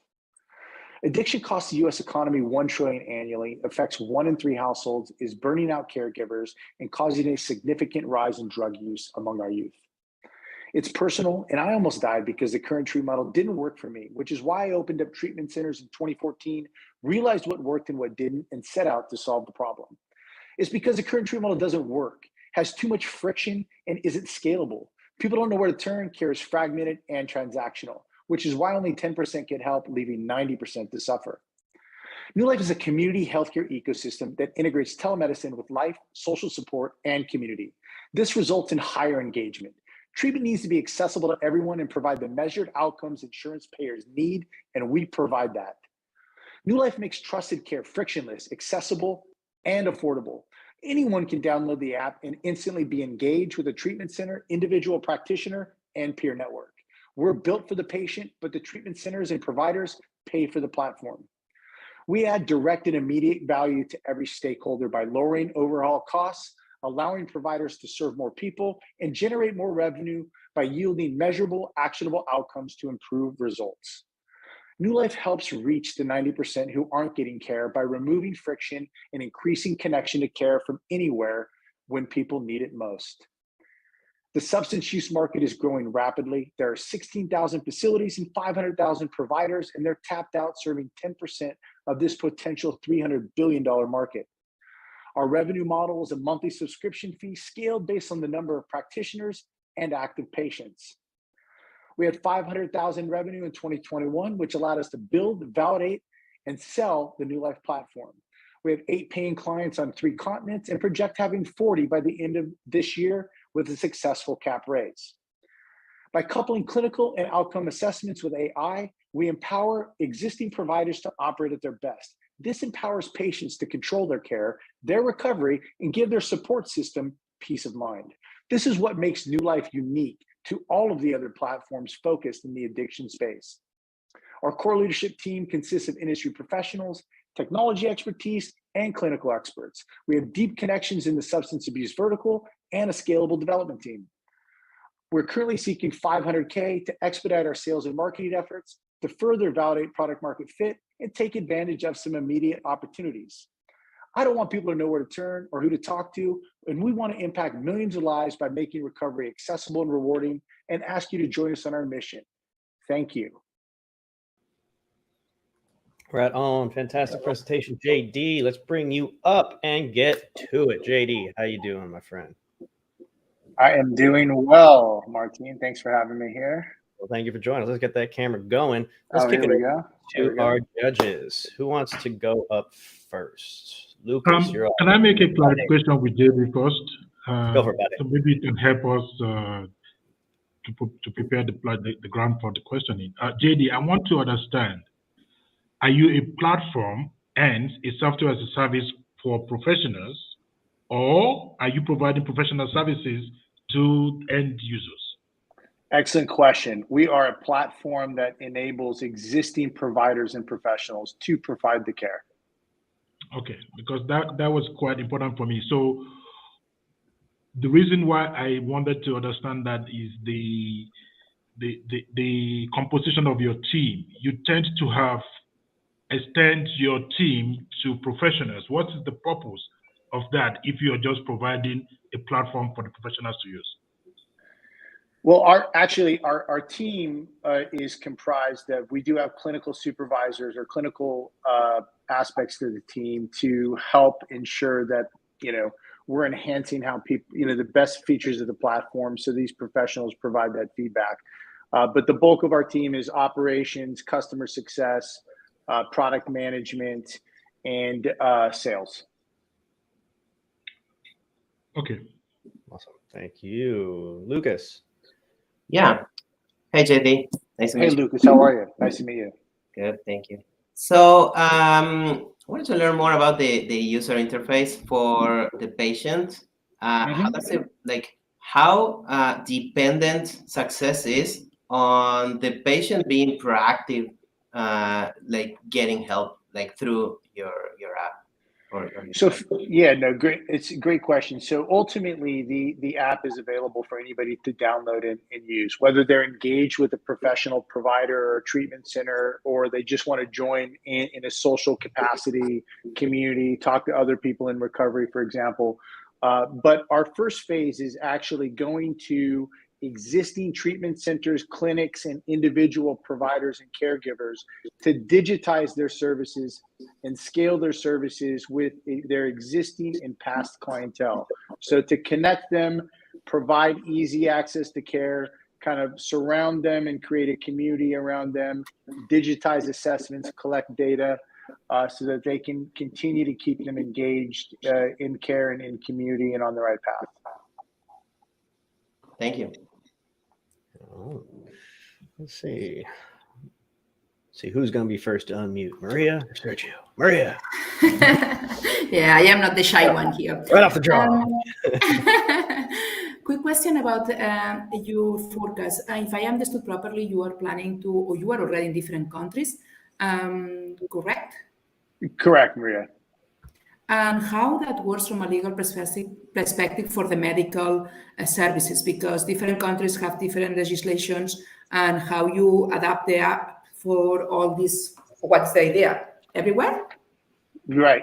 Great question. So our focus has been in North America, but we were brought to, so we have 2 clients, 2 treatment center clients in South Africa, and we have 1 in the UK.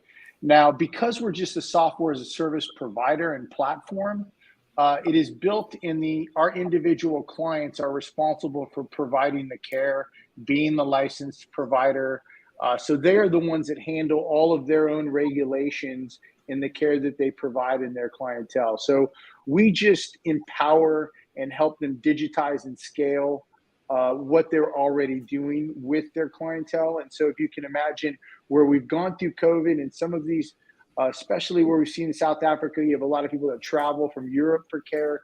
They've been able to maintain connection and treat their clients that maybe have went back home, but they handle that themselves.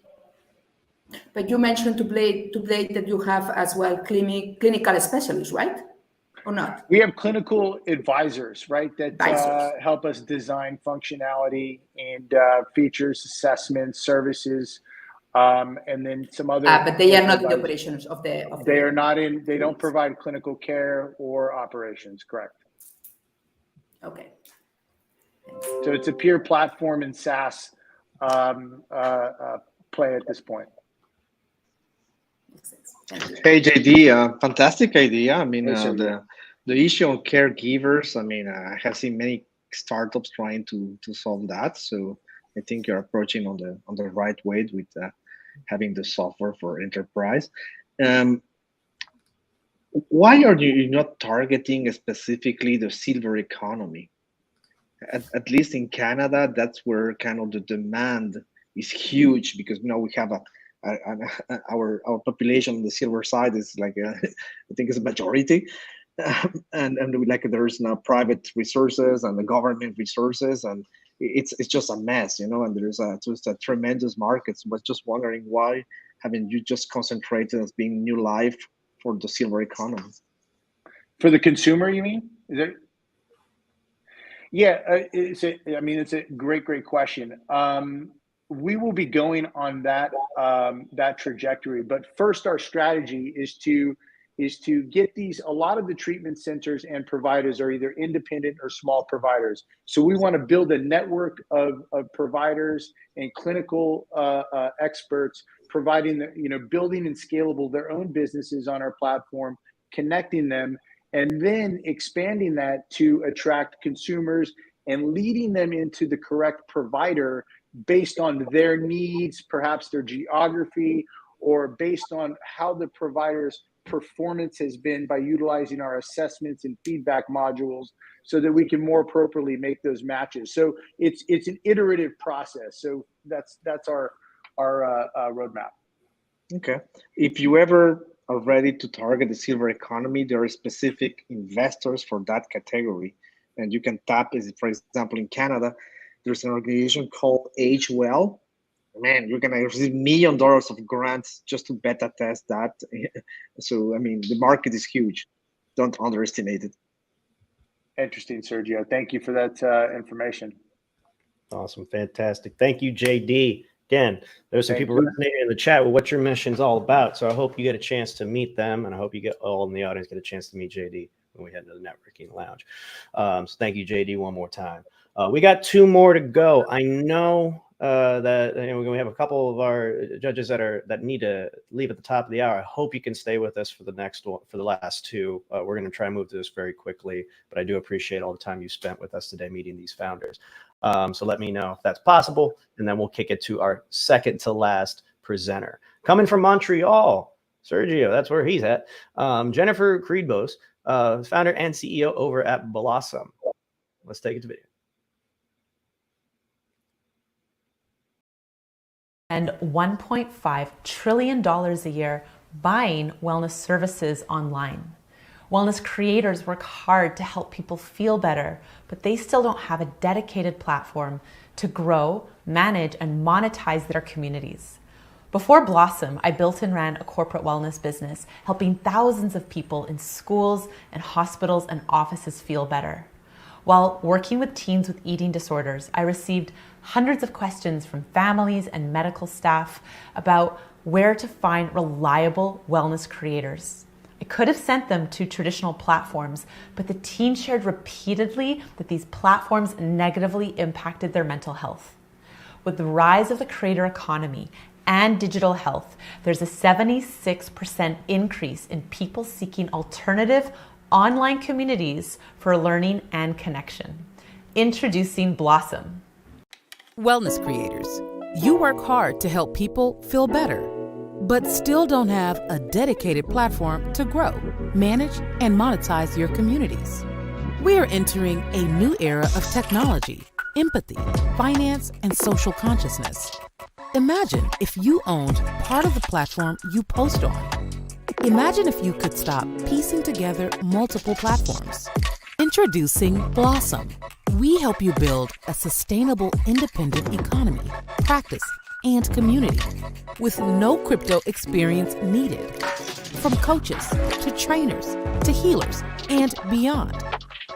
Create videos, courses, and more. Apply for your social token, then reward your community with personalized experiences, NFTs, and exclusive content. Finally, a platform for wellness creators and their communities to build a vibrant future together. We are growing at 46% month over month. With 50,000 wellness creators, our revenue potential is $100 million annually, and we're on track to get there by 2026. We earn money with a monthly subscription fee for creators and transaction fee for members. My co-founder and CTO has 15 years in technology and is a 2-time founder with 1 exit. My other co-founder and head of community has been a wellness creator herself for 10 years. We're raising $1.6 million to continue our growth and get us to that next round.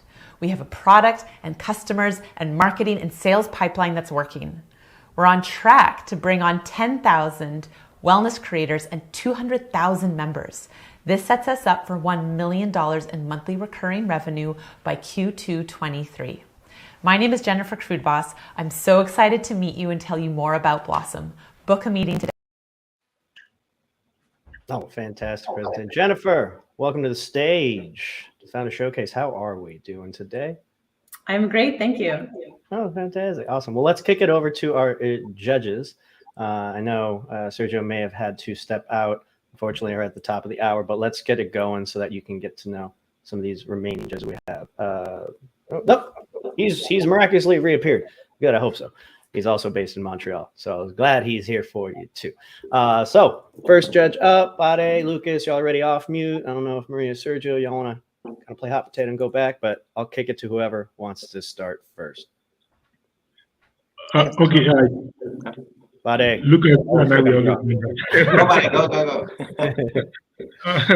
Well, okay. Thanks, Jennifer. I wanted to know, how does your monetization work? When you create tokens for creators, all right, do the end users buy the tokens, or how does that process work? I love that question. We think about this and discuss this all the time. And it's important for me to, before I answer that, say that we first set up a Web 2 monetization strategy very intentionally so that we could be making revenue as we figured out and developed our tokenomics. So with that being said, our tokenomics, so far, we are developing it that we will take 1% of tokens minted and 0.2% of transactions. So we are currently building that out now.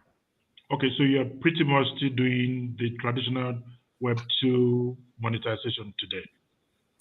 Today we are, and we did this because our creators, they're not gamers, they're not from tech, they're wellness teachers. So this is health coaches, yoga teachers, meditation teachers. And we knew that they weren't your typical crypto early adopters. But what's been really exciting and a delightful surprise, that since December, we've been doing monthly education gatherings, and they are hungry for it because they're entrepreneurs themselves, and they are, they go against the status quo by nature, and they're very fast learners, and they want it. They're excited by it, and they want to learn more. Okay, so how do they charge their community today? They currently create digital products on Blossom, micro lessons, courses, masterclasses, one-on-one sessions, and they sell them at the price that they want to charge. And then we take a 7.5 transaction fee, and that caps at $7.50. Okay, All right. Who's next? Bonjour Jennifer, est-ce que tu parles français, non? Oui, je parle français. Ok, je validais que tu étais de Montréal. Worldly in this panel today. Yeah, I embrace the global citizen part, you know. So, you know, it's kind of split supply and demand. So from what I see, you have solved the supply side by having 50,000 wellness creators. So would you mind sharing a bit about the demand side, the consumer side? So, okay, 50,000 creators, how many consumers? Yeah. And what are the unit economics? How much of them come again every day, every week, every month? I mean, tell me about, I need some meat. J'ai besoin de la viande. Okay, je vais te donner de viande. So again, this is a great question to ask, especially in a marketplace. And you know that marketplaces have the hard side or the supply side. So we established that was the wellness creators.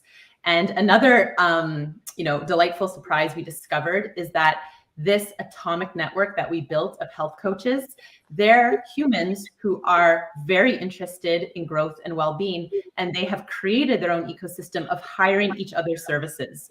So at this moment, we made the decision to continue our focus on the supply side because it is self-sustaining. Then as we continue our scaling and go to market, continuing to grow, we are going to get more of the demand side through wellness partnerships, through partnerships with universities that certify health coaches. And all of our health coaches are amazing marketers in their own right. And some of them have communities that are as small as 10 people, and some of them have communities that are as large as 25,000 people in Facebook groups that want to leave Facebook and be in a more intentional and healthy and safe space. So a lot of that has been built into our wellness creator community already. Fantastic. Right on. Maria, Lucas? Maria. I don't have a specific question. I think that it's a very neat solution for a niche, and I like it. So we will be in contact. Great. Awesome. And Lucas, rounding it up? I'm good. I have the same question as Barry regarding the tokens and monetization. Awesome. Thank you. Thank you, Jen. Fantastic presentation. Love a little video in between. Feel free to hang out during the networking hour and definitely connect with some of the attendees here. Thanks again.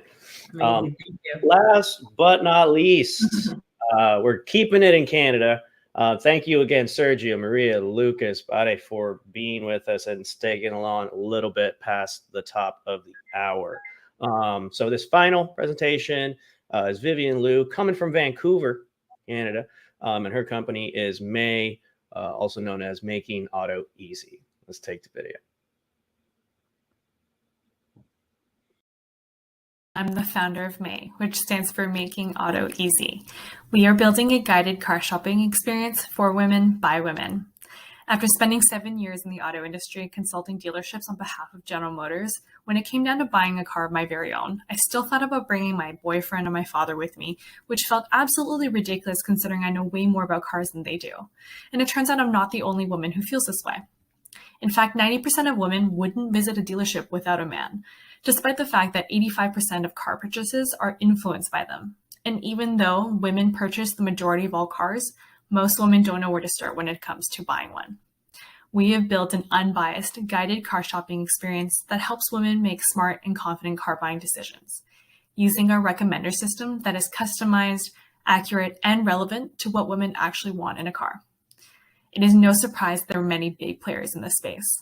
While our competitors focus on the research and purchase stage on the right, May will focus on the early discovery phase on the left to help women pick the right car for them. Our team consists of experienced women in and out of the auto industry to help turn this wrong into a right. Besides myself, Claire, our tech lead, had a successful exit recently. Our designer, Shelley, founder of an ed tech startup that went through Techstars. And Layla, our very first customer, is a mom of 2 who loved the experience so much that she decided to join the team as a community manager. So how big is May's opportunity? Based on the 19 million cars that are sold in Canada and the US every year, 10.6 cars were purchased by women and influenced by online research. This represents a $61.2 billion in revenue every single year. And through our extensive customer validation process, surveying and interviewing women, we learned that in their journey to buy a car, they start off as a Rachel from Friends. She's undecided and indecisive before turning into a full-fledged Monica, who is detail-oriented and picky. Our competition will consistently offer biased and sponsored recommendations, results that are not accurate and not comprehensive, and they're always in long-form content that's always written from a man's perspective. Taking into what we've learned, we've been helping women as personal car shoppers to understand how to best help them with a very manual process. And now we have built that process into a software version that we've recently tested with over 150 women, where 70% of them stated they would use May right at the beginning of their journey to help them pick a car. Here's how it works. A May user will start with an interactive survey where we get to know you. They can shortlist their options with speed dating and review their recommendations with a personalized comparison chart and be supported through the rest of their buying journey by being a part of the May community. May will be a two-sided marketplace between car buyers and dealerships. We will offer buyers a one-time premium subscription service and monthly subscriptions for dealerships for these high-quality leads. In the next year, we plan on testing a beta, raising an initial round, building a dealer network, and launching in Canada and the US. We are so excited to be putting women in the driver's seat and just making auto easy. Thank you. Thank you, Vivian. Final presentation of the day, Founder Showcase Spring session powered by Dell Technologies, Dell for Startups. Vivian, how we doing? Representing Canada today. Everybody's just coming with the heat. Yeah, feeling good. Oh, good. Thank you for rounding it out for us. Let's kick it over to the panel real quick. Again, thank you all again for sticking with us a little bit past the top of the hour. Martin, I had to go, so I'm gonna just share my feedback right away and leave. Vivian, I found it very interesting. One of my good friends owns Ash Greg, which is one of the biggest car dealerships in East Canada and right now in the US as well. So whenever you're ready with a POC to test with a dealership, ask FI to my email. So reach out to me, and then we can chat about partnership, whatever, connection with you. And if it goes well, we might invest. Absolutely. Thanks so much. Okay. I have to go. Cheers. Thank you, Bye. Sergio. You have a great one. Thanks again for joining us today. Final three panelists. Let's open it up. Who wants to start? Okay, I can go ahead. Hi, Vivian. Nice to meet you. Quickly, I'd like to understand what's the end journey, all right? Is it an advisory service or does it end up in actual sales? Yeah, the goal is to actually lead people to complete their purchase with May. We're focusing on the influence side of it so that it helps them understand what cars they're going to buy. We've now developed a higher quality lead because that person is more confident in that decision. So then we would carry them through their journey to figure out where is the best place to buy their vehicle, what is the best financing or leasing route, what are the aftercare services that are best for them and that vehicle with the best expertise. So the goal is to be the full experience, but we're just working on the beginning so far.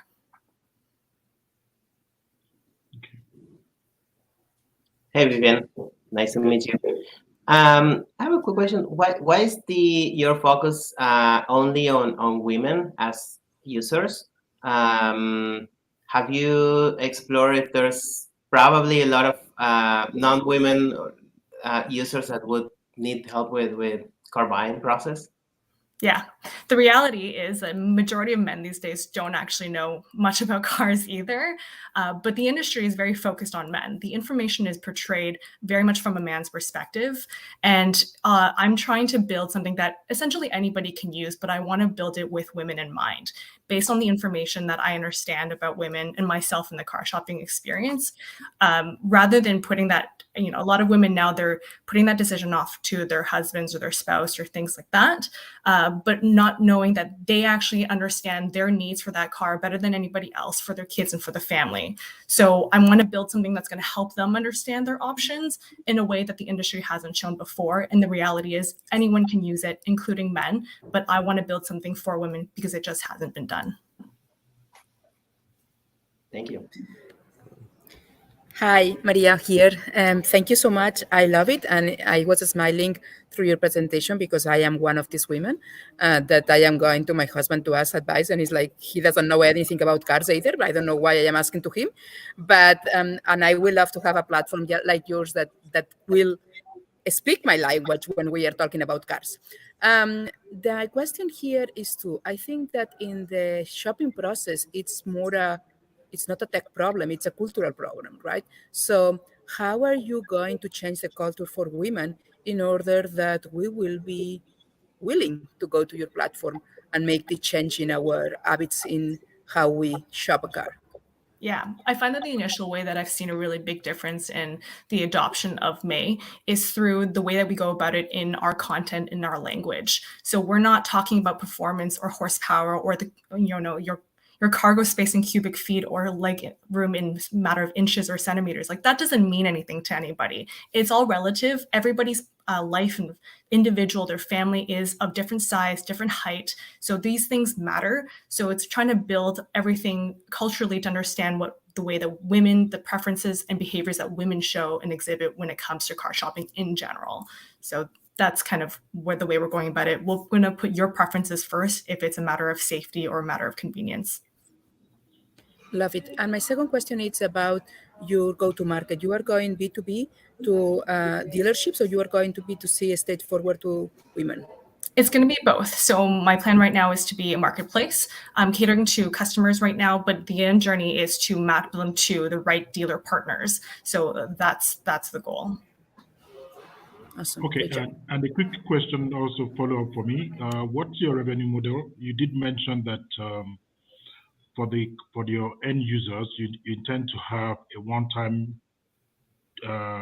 subscription service and a monthly subscription service for the dealers. How does that work? Yeah.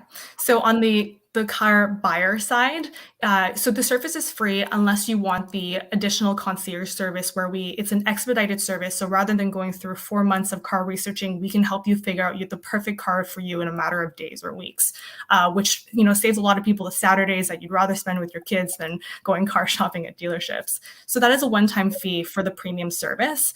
On the dealership side of things, dealerships, because of my experience in the automotive industry, I know how much they spend to gather those leads. That's how dealerships operate. They live off of these leads. So a lot of companies will take a percentage, but my plan is to build a tiered model that is a monthly subscription service that gives them access to leads and availability to show their inventory to my customers. So it's going to be more of a SaaS model on that side, and that's where we're going from there. And what I realize is it's not a matter of getting all the dealerships to sign up per se, but I would like to find the right partners that are going to be the right dealerships to work with my customers. Okay, all right. Awesome, fantastic. Thank you, Vivian. Thank you for rounding out this quarter, the spring founder showcase. Fantastic presentation. I love it. I was just in the market for a car, so I definitely think there's a whole swath of people that could really use your service as you get this off the ground. So I appreciate you joining us for the founder showcase, and that's going to do it for us today. But stick around, ladies and gentlemen. We got the networking lounge opening up right now.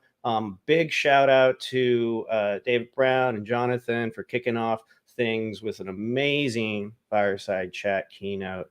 Learn a little bit more about how Techstars and the Founder Institute really work together and really try to build some amazing companies from the ground up, serving the betterment of the world. Thank you again to our awesome panel of judges, Bade, Lucas, Maria, and of course Sergio had to leave a little bit early. But thank you all again for giving your thoughts, your feedback, and your time to meet these amazing pre-seed, early stage companies and just giving them a little bit of insight on how they can get to the next level. Amazing presentations throughout.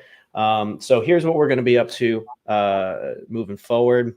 Big shout out again to Dell for being our presenting partner for this event. Head on over to dell.com/Founder Institute. There are some great offerings for you, the Founder Institute community, to get more involved with what they're doing with the Dell for Startups program. If you want to get in touch with them directly, Lucas is here. You can go talk to him at the networking lounge. There's the Dell table. You can sit down. But if you want to shoot him a note, head on over to startups@dell.com, and someone will be in touch with you to see how they can help you scale your business using all the amazing things that Dell brings for technology companies. So we'll drop some more of that stuff in the chat. Thank you again, everybody. So here's what's going to happen next. we're all going to disappear into the ether. And what you're going to see on your browser is going to be a couple ways for you to really leverage the virtual networking lounge. There's going to be a variety of tables.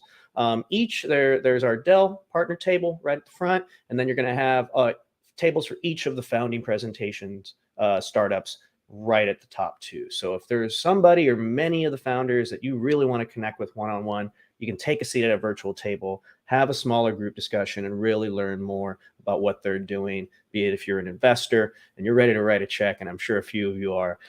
Maybe you're a customer. You want to learn more about how you can use the product today.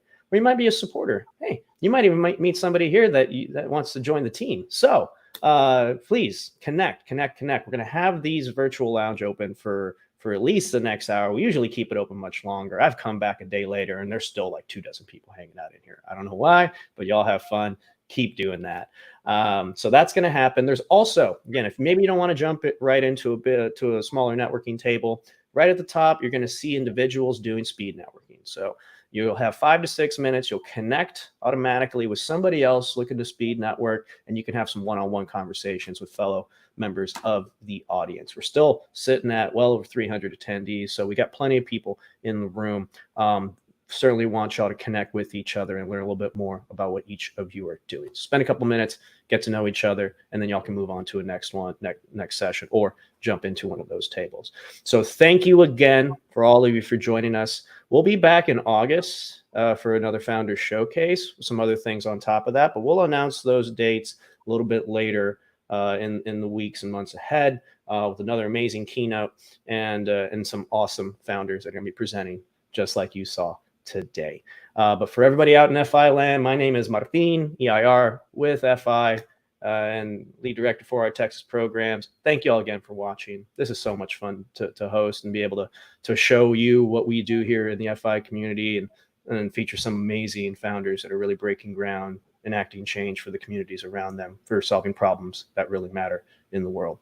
So thank you all again for joining us. Please be safe. Please be well. Take care of yourself. Take care of each other. Build the future that you want to see for the community around you, solving the problems that need to be solved. And we'll see you next time.